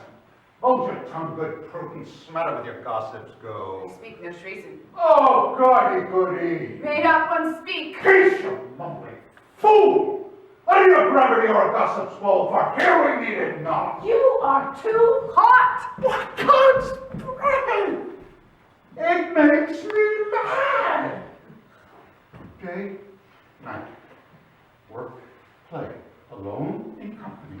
Still my care hath been to have her matched. And having now provided a gentleman of noble parentage, a fair remains, youthful and nobly aligned, stuffed, as they say, with honorable parts, proportion, as one spot would wish a man. And then to have a wretched puling fool, a whining mammoth in her fortune's tender to answer. I'm not wed, I cannot love. I am too young, I pray you pardon me. But I will not well. Pardon you. Bring her you into my house with me. Look to it. Think on it. We do not use to jest. Thursday is near. I am unharmed. Advise. And you be mine. I'll give you to my friend. And you be not. And beg, starve, die in the streets. But by my soul, I'll never acknowledge thee, know what is mine shall never do thee good. Trust to it, bethink you. I'd not be forsworn. Is there no pity sitting in the clouds and sees into the bottom of my grief? Oh, sweet my mother, cast me not away. Delay this marriage a week. Or if you do not meet the bridal bed in that dim monument where Tybalt lies. Talk not to me, for I'll not speak a word. Do as thou wilt, for I have done with thee. Oh God! Oh nurse, how shall this be prevented? My husband is on earth, my faith in heaven.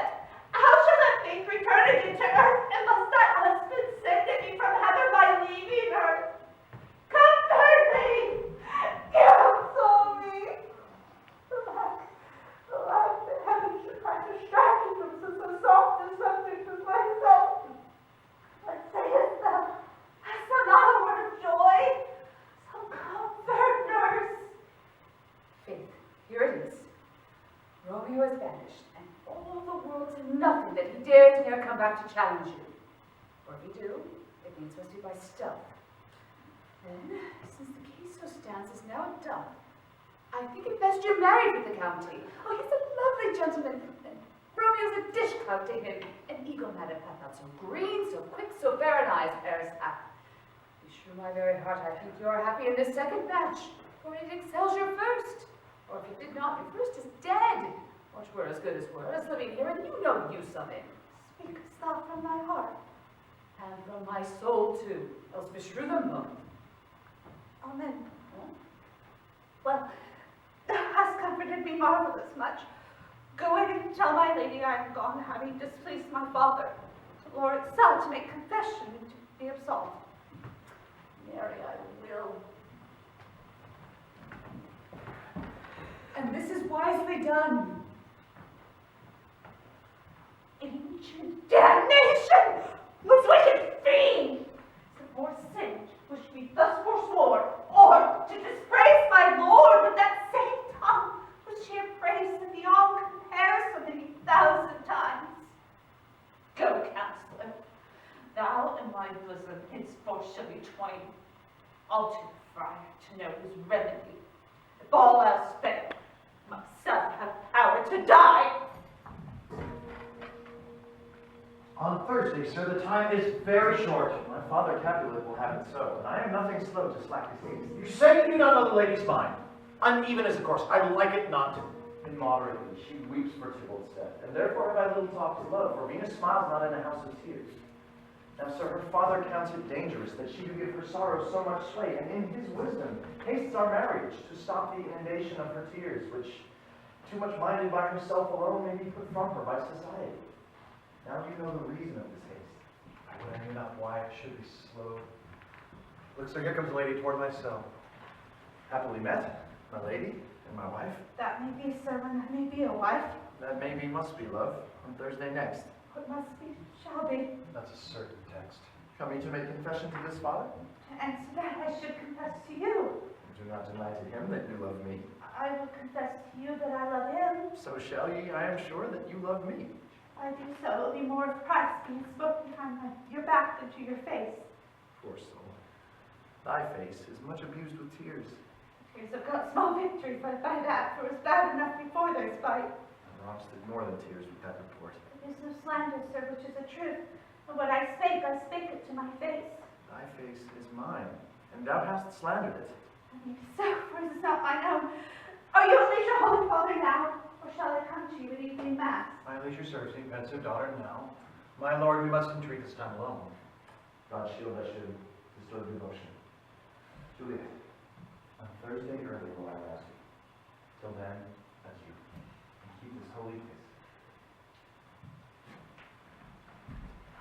Shut the door, and when thou hast done so, come weep with me. Past hope, past cure, past hope. Juliet, I already know thy grief. It strains me past the compass of my wits. I hear thou must, and nothing may prorogue, on Thursday next be married to this county. Tell me not, friar, that thou hearest of it, unless thou tell me how I may prevent it. Within thy wisdom thou can give no help. Do thou but call my resolution wise, and with this time all help it presently. God join my heart and Romeo's, thou art hands, and ere this hand by thee to Romeo's seal shall be the label to another deed. Or my true heart with treacherous revolt turn to another. This shall slay them both.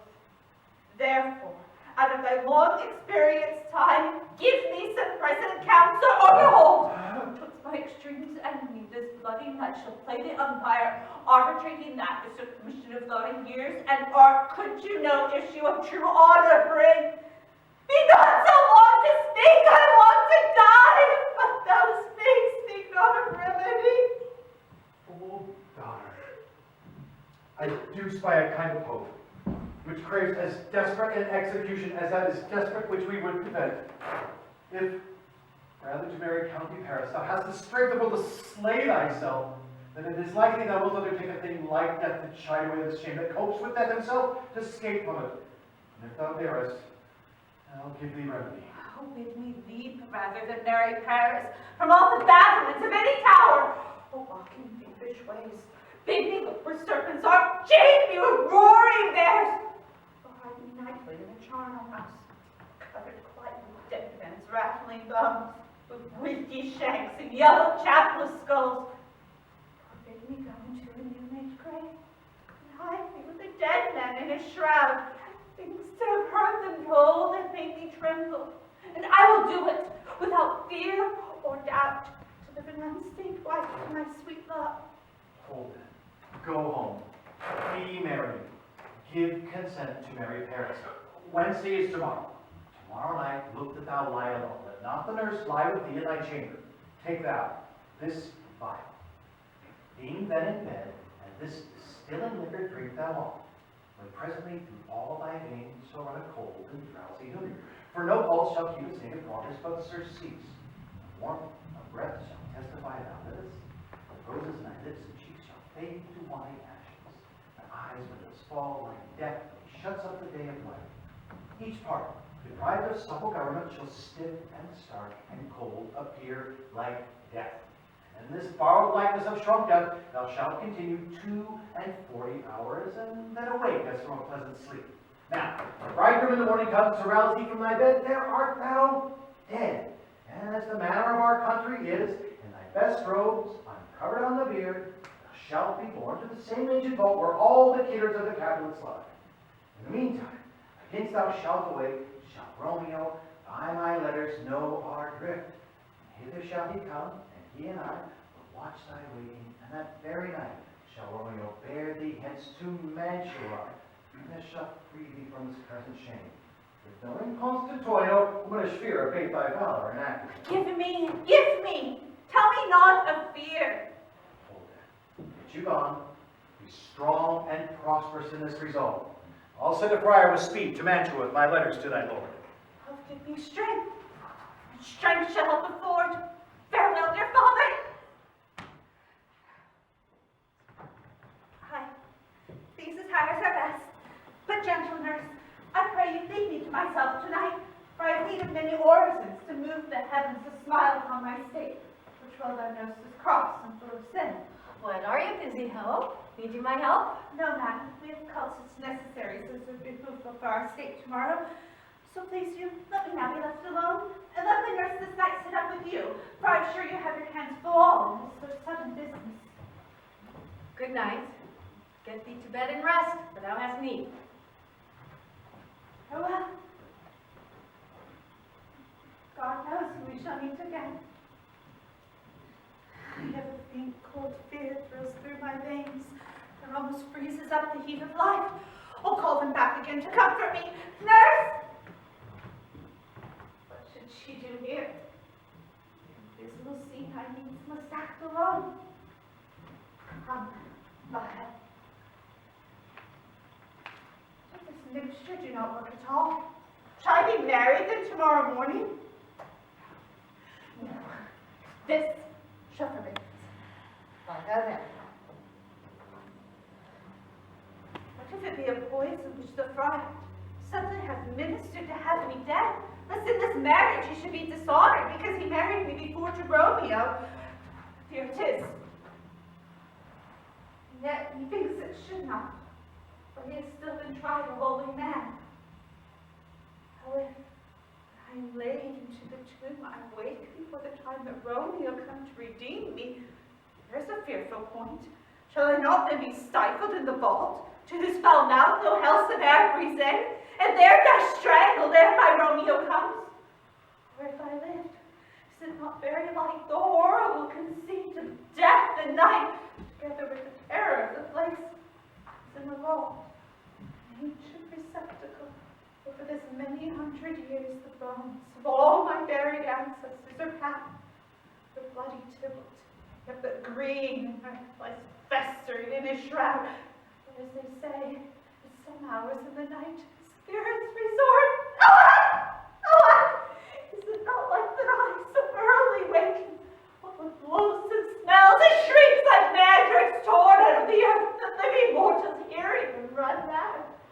Oh, if I wake, shall I not be distraught, environed with all these hideous fears, and madly play with my poor father's joints, and pluck the mangled Tybalt from his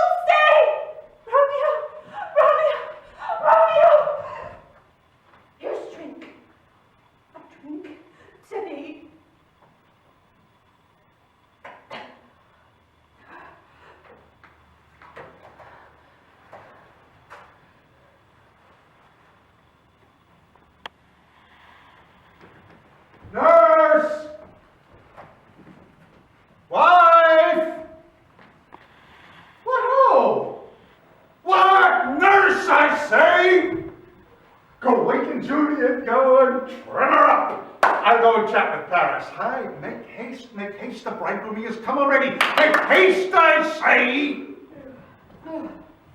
Mistress! What mistress, Juliet? Fast our water she. My lamb, my lady. Why, you slug a bed. What love I say? Madam, sweetheart. Why, bride. What, not a word? You take your pennyworths now. Sleep for a week, cry warm. The next night the Count of Paris had set up his rest, that you shall rest a little. I'll forgive you, Mary, then. How so? She is asleep. I need to wake her. Madam! I'll let the county change you in your bed.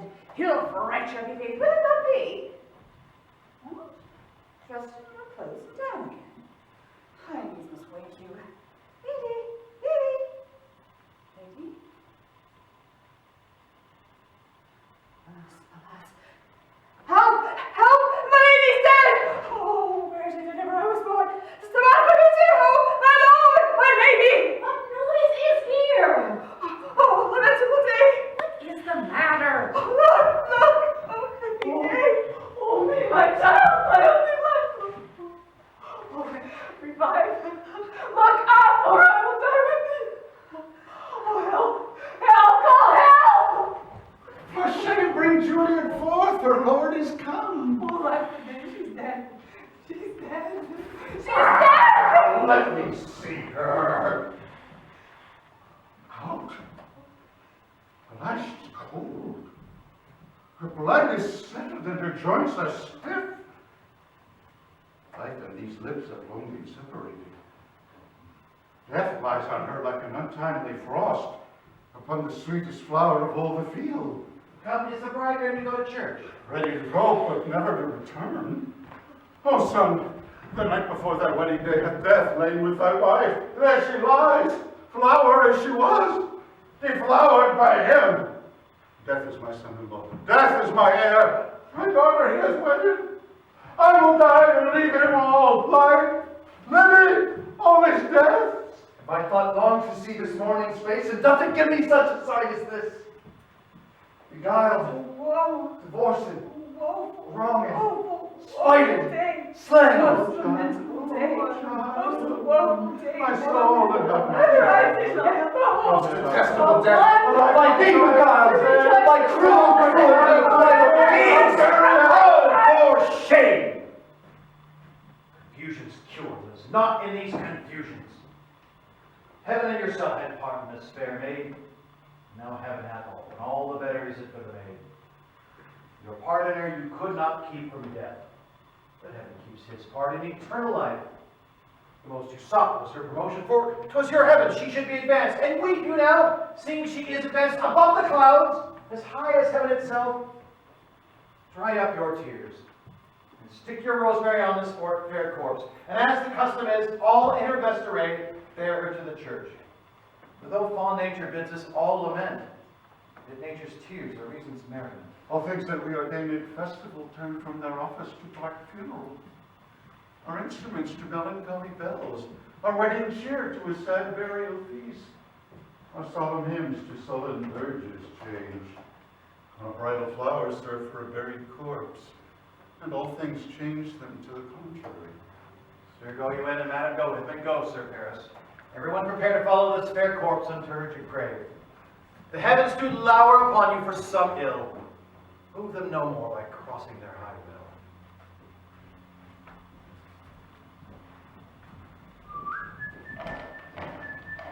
If I should trust the flattering truth of sleep, my dreams presage some joyful news at hand. My bosom's lords slightly in his throne, and all this day an unaccustomed spirit lifts me above the ground with cheerful thoughts. I dreamt my lady came and found me dead. Strange dream that gives a dead man leave to think. And breathed such life with kisses in my lips that I revived and was an emperor. Ah me, how sweet is love itself possessed, when but love's shadows are so rich in joy. News from Verona! How now, Balthazar, does not bring letters from the friar? How is my lady? Is my father well? How doth my Juliet? That I ask again, for nothing can be ill if she be well. When she is well, nothing can be ill. Her body sleeps in Capul's monument, and her immortal part with angels lives. I saw her lay low in her kindred's vault, and presently took boast to tell it you. Oh, pardon me for bringing these ill news, since you did leave it to my office, sir. Damian, sir? I defy you, stars! No, it's not logic. Give me ink and paper and high-post horses. I lines tonight. I do beseech you, sir, have patience. Your looks are pale and wild, and do import some misadventure. Hush, thou I deceive. Leave me and do the thing I bid thee do. Hast thou no letters to me from the friar? No, my good lord. No matter, get thee gone. And hire those horses, I'll be with thee straight. Oh, Juliet, I will lie with thee tonight. Let's see for means. Oh, mischief, thou art swift to enter in the thoughts of desperate men. And remember an apothecary, and hereabouts he dwells, which late I noted in tattered weeds, with overwhelming brows, culling of simples. Meager were his looks, sharp misery had worn him to the bones. Reading this penny, to myself I said, if a man need a poison now who sails present death in man's joy, here lives a cave of wretch would sell at him.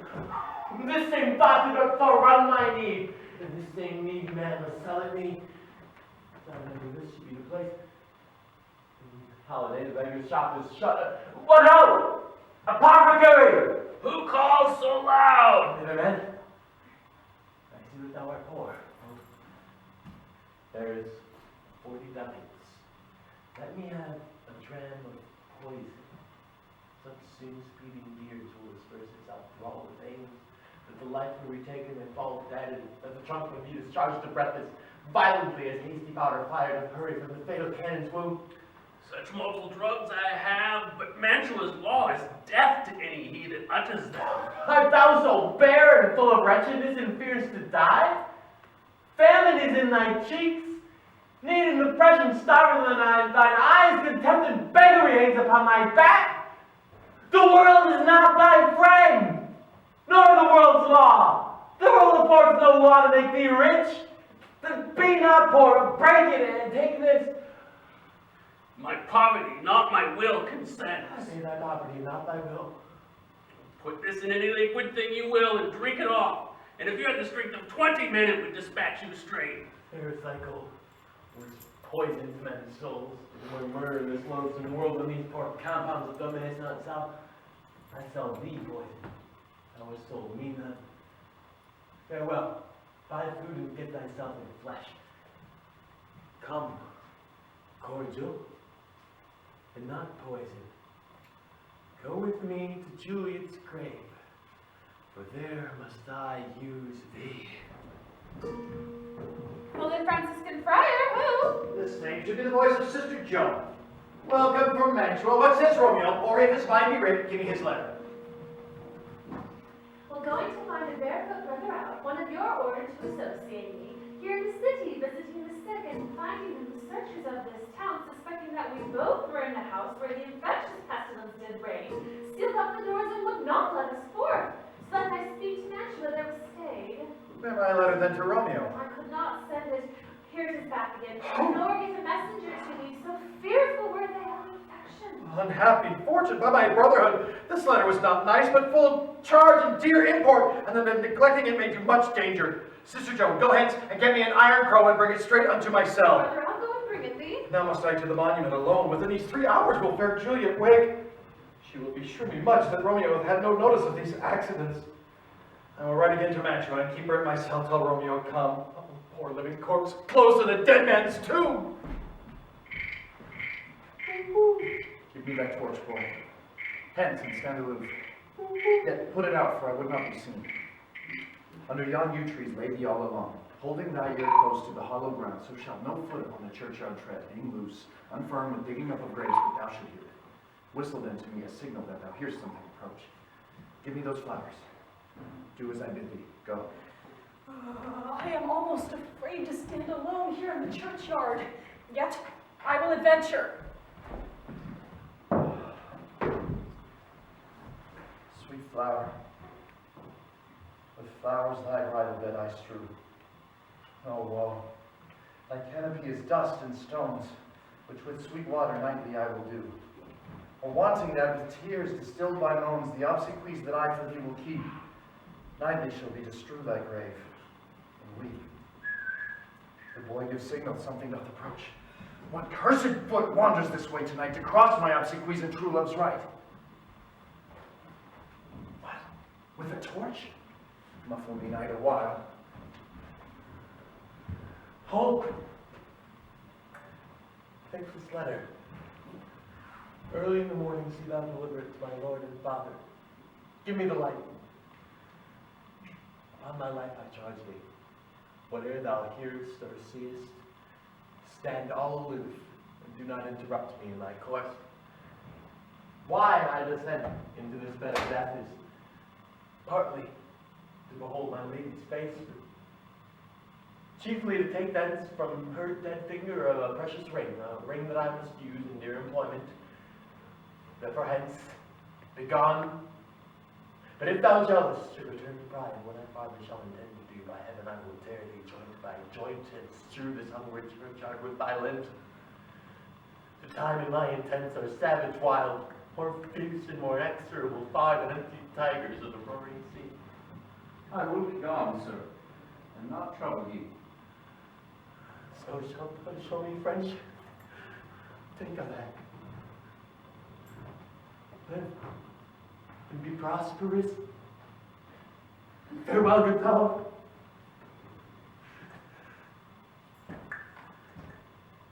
For all this same, I'll hide me hereabouts.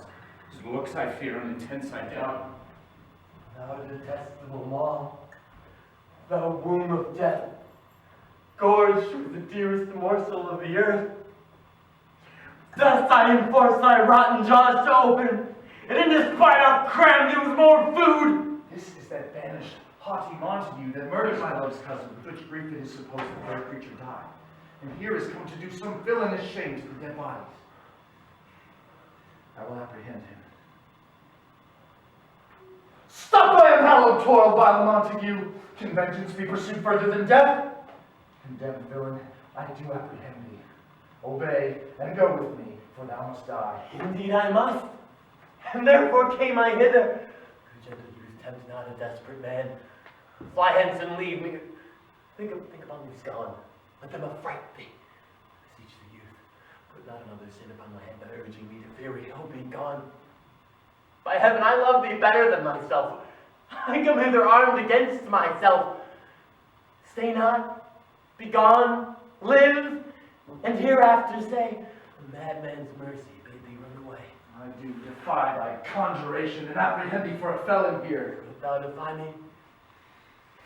Then have at thee, boy. Oh, Lord, they fight! I will go call the watch.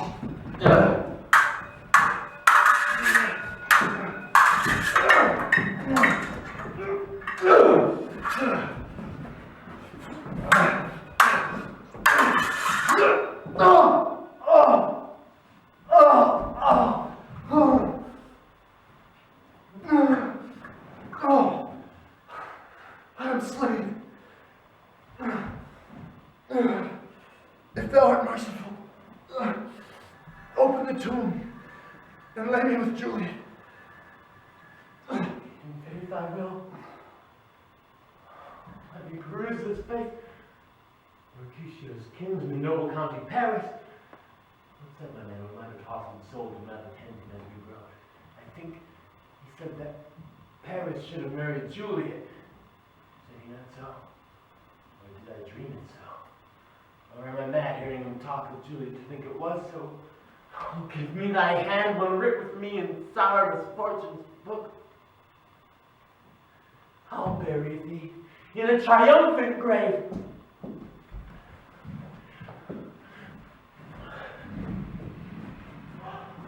A grave?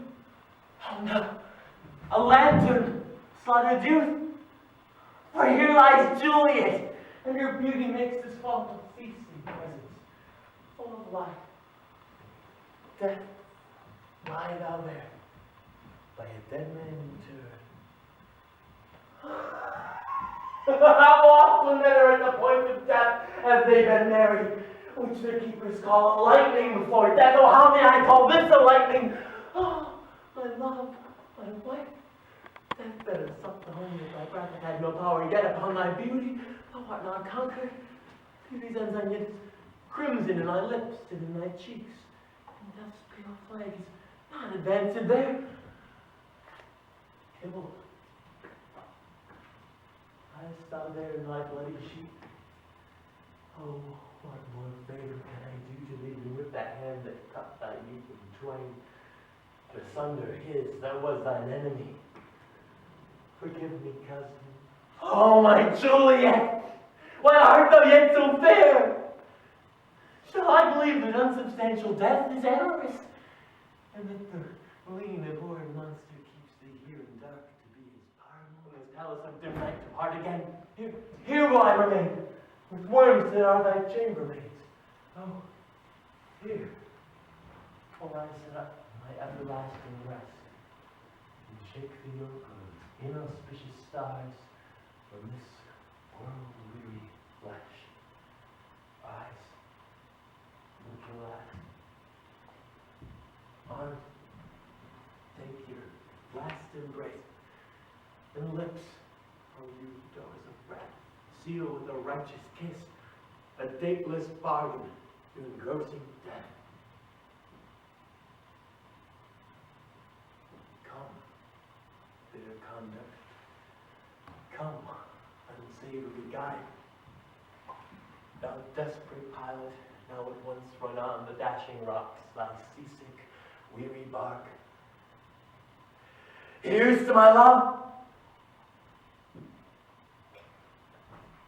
Oh, true apothecary, my drugs are quick.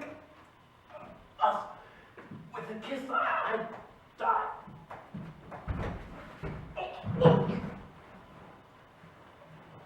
St. Francis be my speed. How often I have my old feet stumbled at graves. Who's here? He's one, a friend, and one that knows you well. Let us be upon you.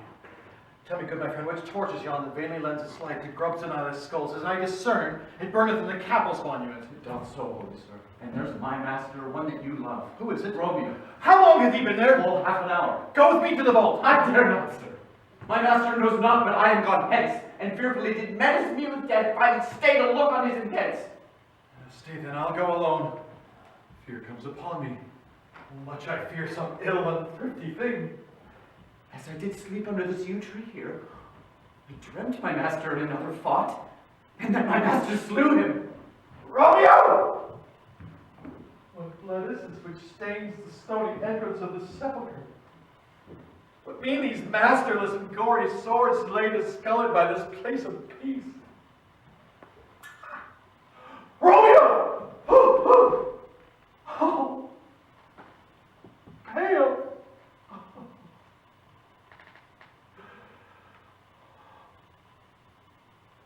What? Who else? Paris too? And steeped in blood? Oh, what an unkind hour is guilty of this lamentable jest! The lady stirs. Come, friar. Where is my lord? Do you remember well where I should be? There I am. Where is my Romeo? Ah, here's some noise, lady. Come away from that nest of death, contagion, and unnatural sleep. A greater power than we can contradict has thwarted our intent. My husband and thy bosom there lies dead. And Paris too. Come, I'll dispose of thee among a sisterhood of holy ones. Stay not to question, for the watch is coming. Come, go, good Juliet. I dare no longer stay. No, give me it. For I will not away. It's here. Come close to my true love's hand. Poison I see her fingers time will send. Cheryl, don't call and left no friendly drop to help me after. I will kiss thy lips. Have with some poison, yet don't hang on it to make me die with the restorative.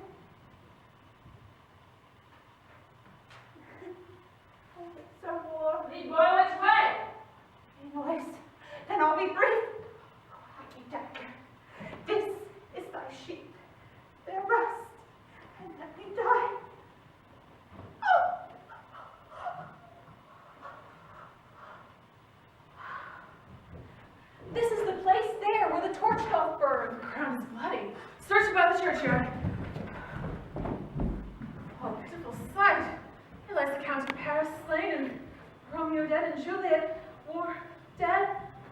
Go to the prince, run to the Capulets, raise up the Montagues. We see on the ground whereon these woes do lie, but the true ground of all these piteous woes we cannot without circumstance describe. Here's Romeo's man. We found him in the churchyard. Hold him in safety until the prince come hither. Here's a friar that trembles, sighs, and weeps. What misadventure is so early up that calls our person from our morning rest? What should it be that is so shrieked abroad? Oh, the people in the street cry, Romeo, some Juliet, and some Paris, and all run with open outcry toward our monument. What fear is this which startles in your ears? Sovereign, here lies the Count of Paris slain, and Romeo dead, and Juliet dead before, warm and newly killed. Churchill, seek and know how this foul murder comes. And here is a friar, and slaughtered Romeo's man, with instruments upon them fit to open these dead men's tombs. Oh, heavens! Oh, wife! Look! How our daughter bleeds! This dagger hath mistaked for Rome's house is empty on the back of Montague, and it lies sheathed in my daughter's bosom. Oh, me. Is that a death as a bell that warns my old age to a sepulchre? Come, Montague, for thou art early up to see thy son and heir, now early down. Oh, thou untaught! What manners is in this to press before thy father to a grave? Seal up the mouth of outrage for a while, till we can clear these ambiguities, and know their spring, their head, their true descent, and then will I be general of your woes, and lead you even to death. Meantime, forbear, and let this chance be slave to patience. Bring forth the parties of suspicion. I am the greatest, able to do least, yet most suspected of the time and place doth make against me of this dire murder. And here I stand, both to impeach and purge myself, condemned and myself excused. And say at once what thou dost know in this. I will be brief, for my short date of breath is not so long as it is a tedious tale. Romeo, there dead, was husband to that Juliet, and she, there dead, that Romeo's faithful wife. I married them. Their sole marriage day was Tybalt's doomsday, whose untimely death banished the new made bridegroom from the city, for whom and not for Tybalt Juliet pined. You to remove that siege of grief from her betrothed that would have married her perforce to County Paris. Then comes she to me and with wild looks bid me devise some mean to rid her from this second marriage, or in my cell there would she kill herself. And I gave her, so tutored by my art, a sleeping potion, which so took effect as I intended, for it wrought on her the form of death. Meantime, writ I to Romeo that he should hither come as this dire night to help to take her from her borrowed grave, being the time the potion's force should cease. But she which bore my letter, Sister Joan, was stayed by accident. Yesterday I returned my letter back. Then all alone, at the prefixed hour of her waking, came I to take her from her kindred's home, meaning to keep her closely at my cell till I conveniently could send to Romeo. But when I came, some minute ere the time of her awakening, here untimely lay the noble Paris and the true Romeo dead. She wakes, and I bid her come forth and bear this work of heaven with patience, but a noise did scare me from the tomb, and she, too desperate, would not go with me, but as it seems, did violence on herself.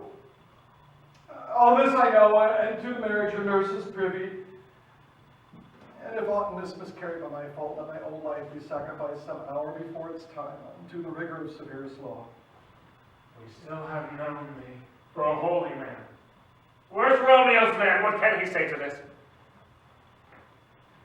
I brought my master news of Juliet's death. And then in post he came from Mantua to this same place, this same monument. This letter he early bid me give his father, and threatened me with death going in the vault if I departed not and left him there. Give me the letter.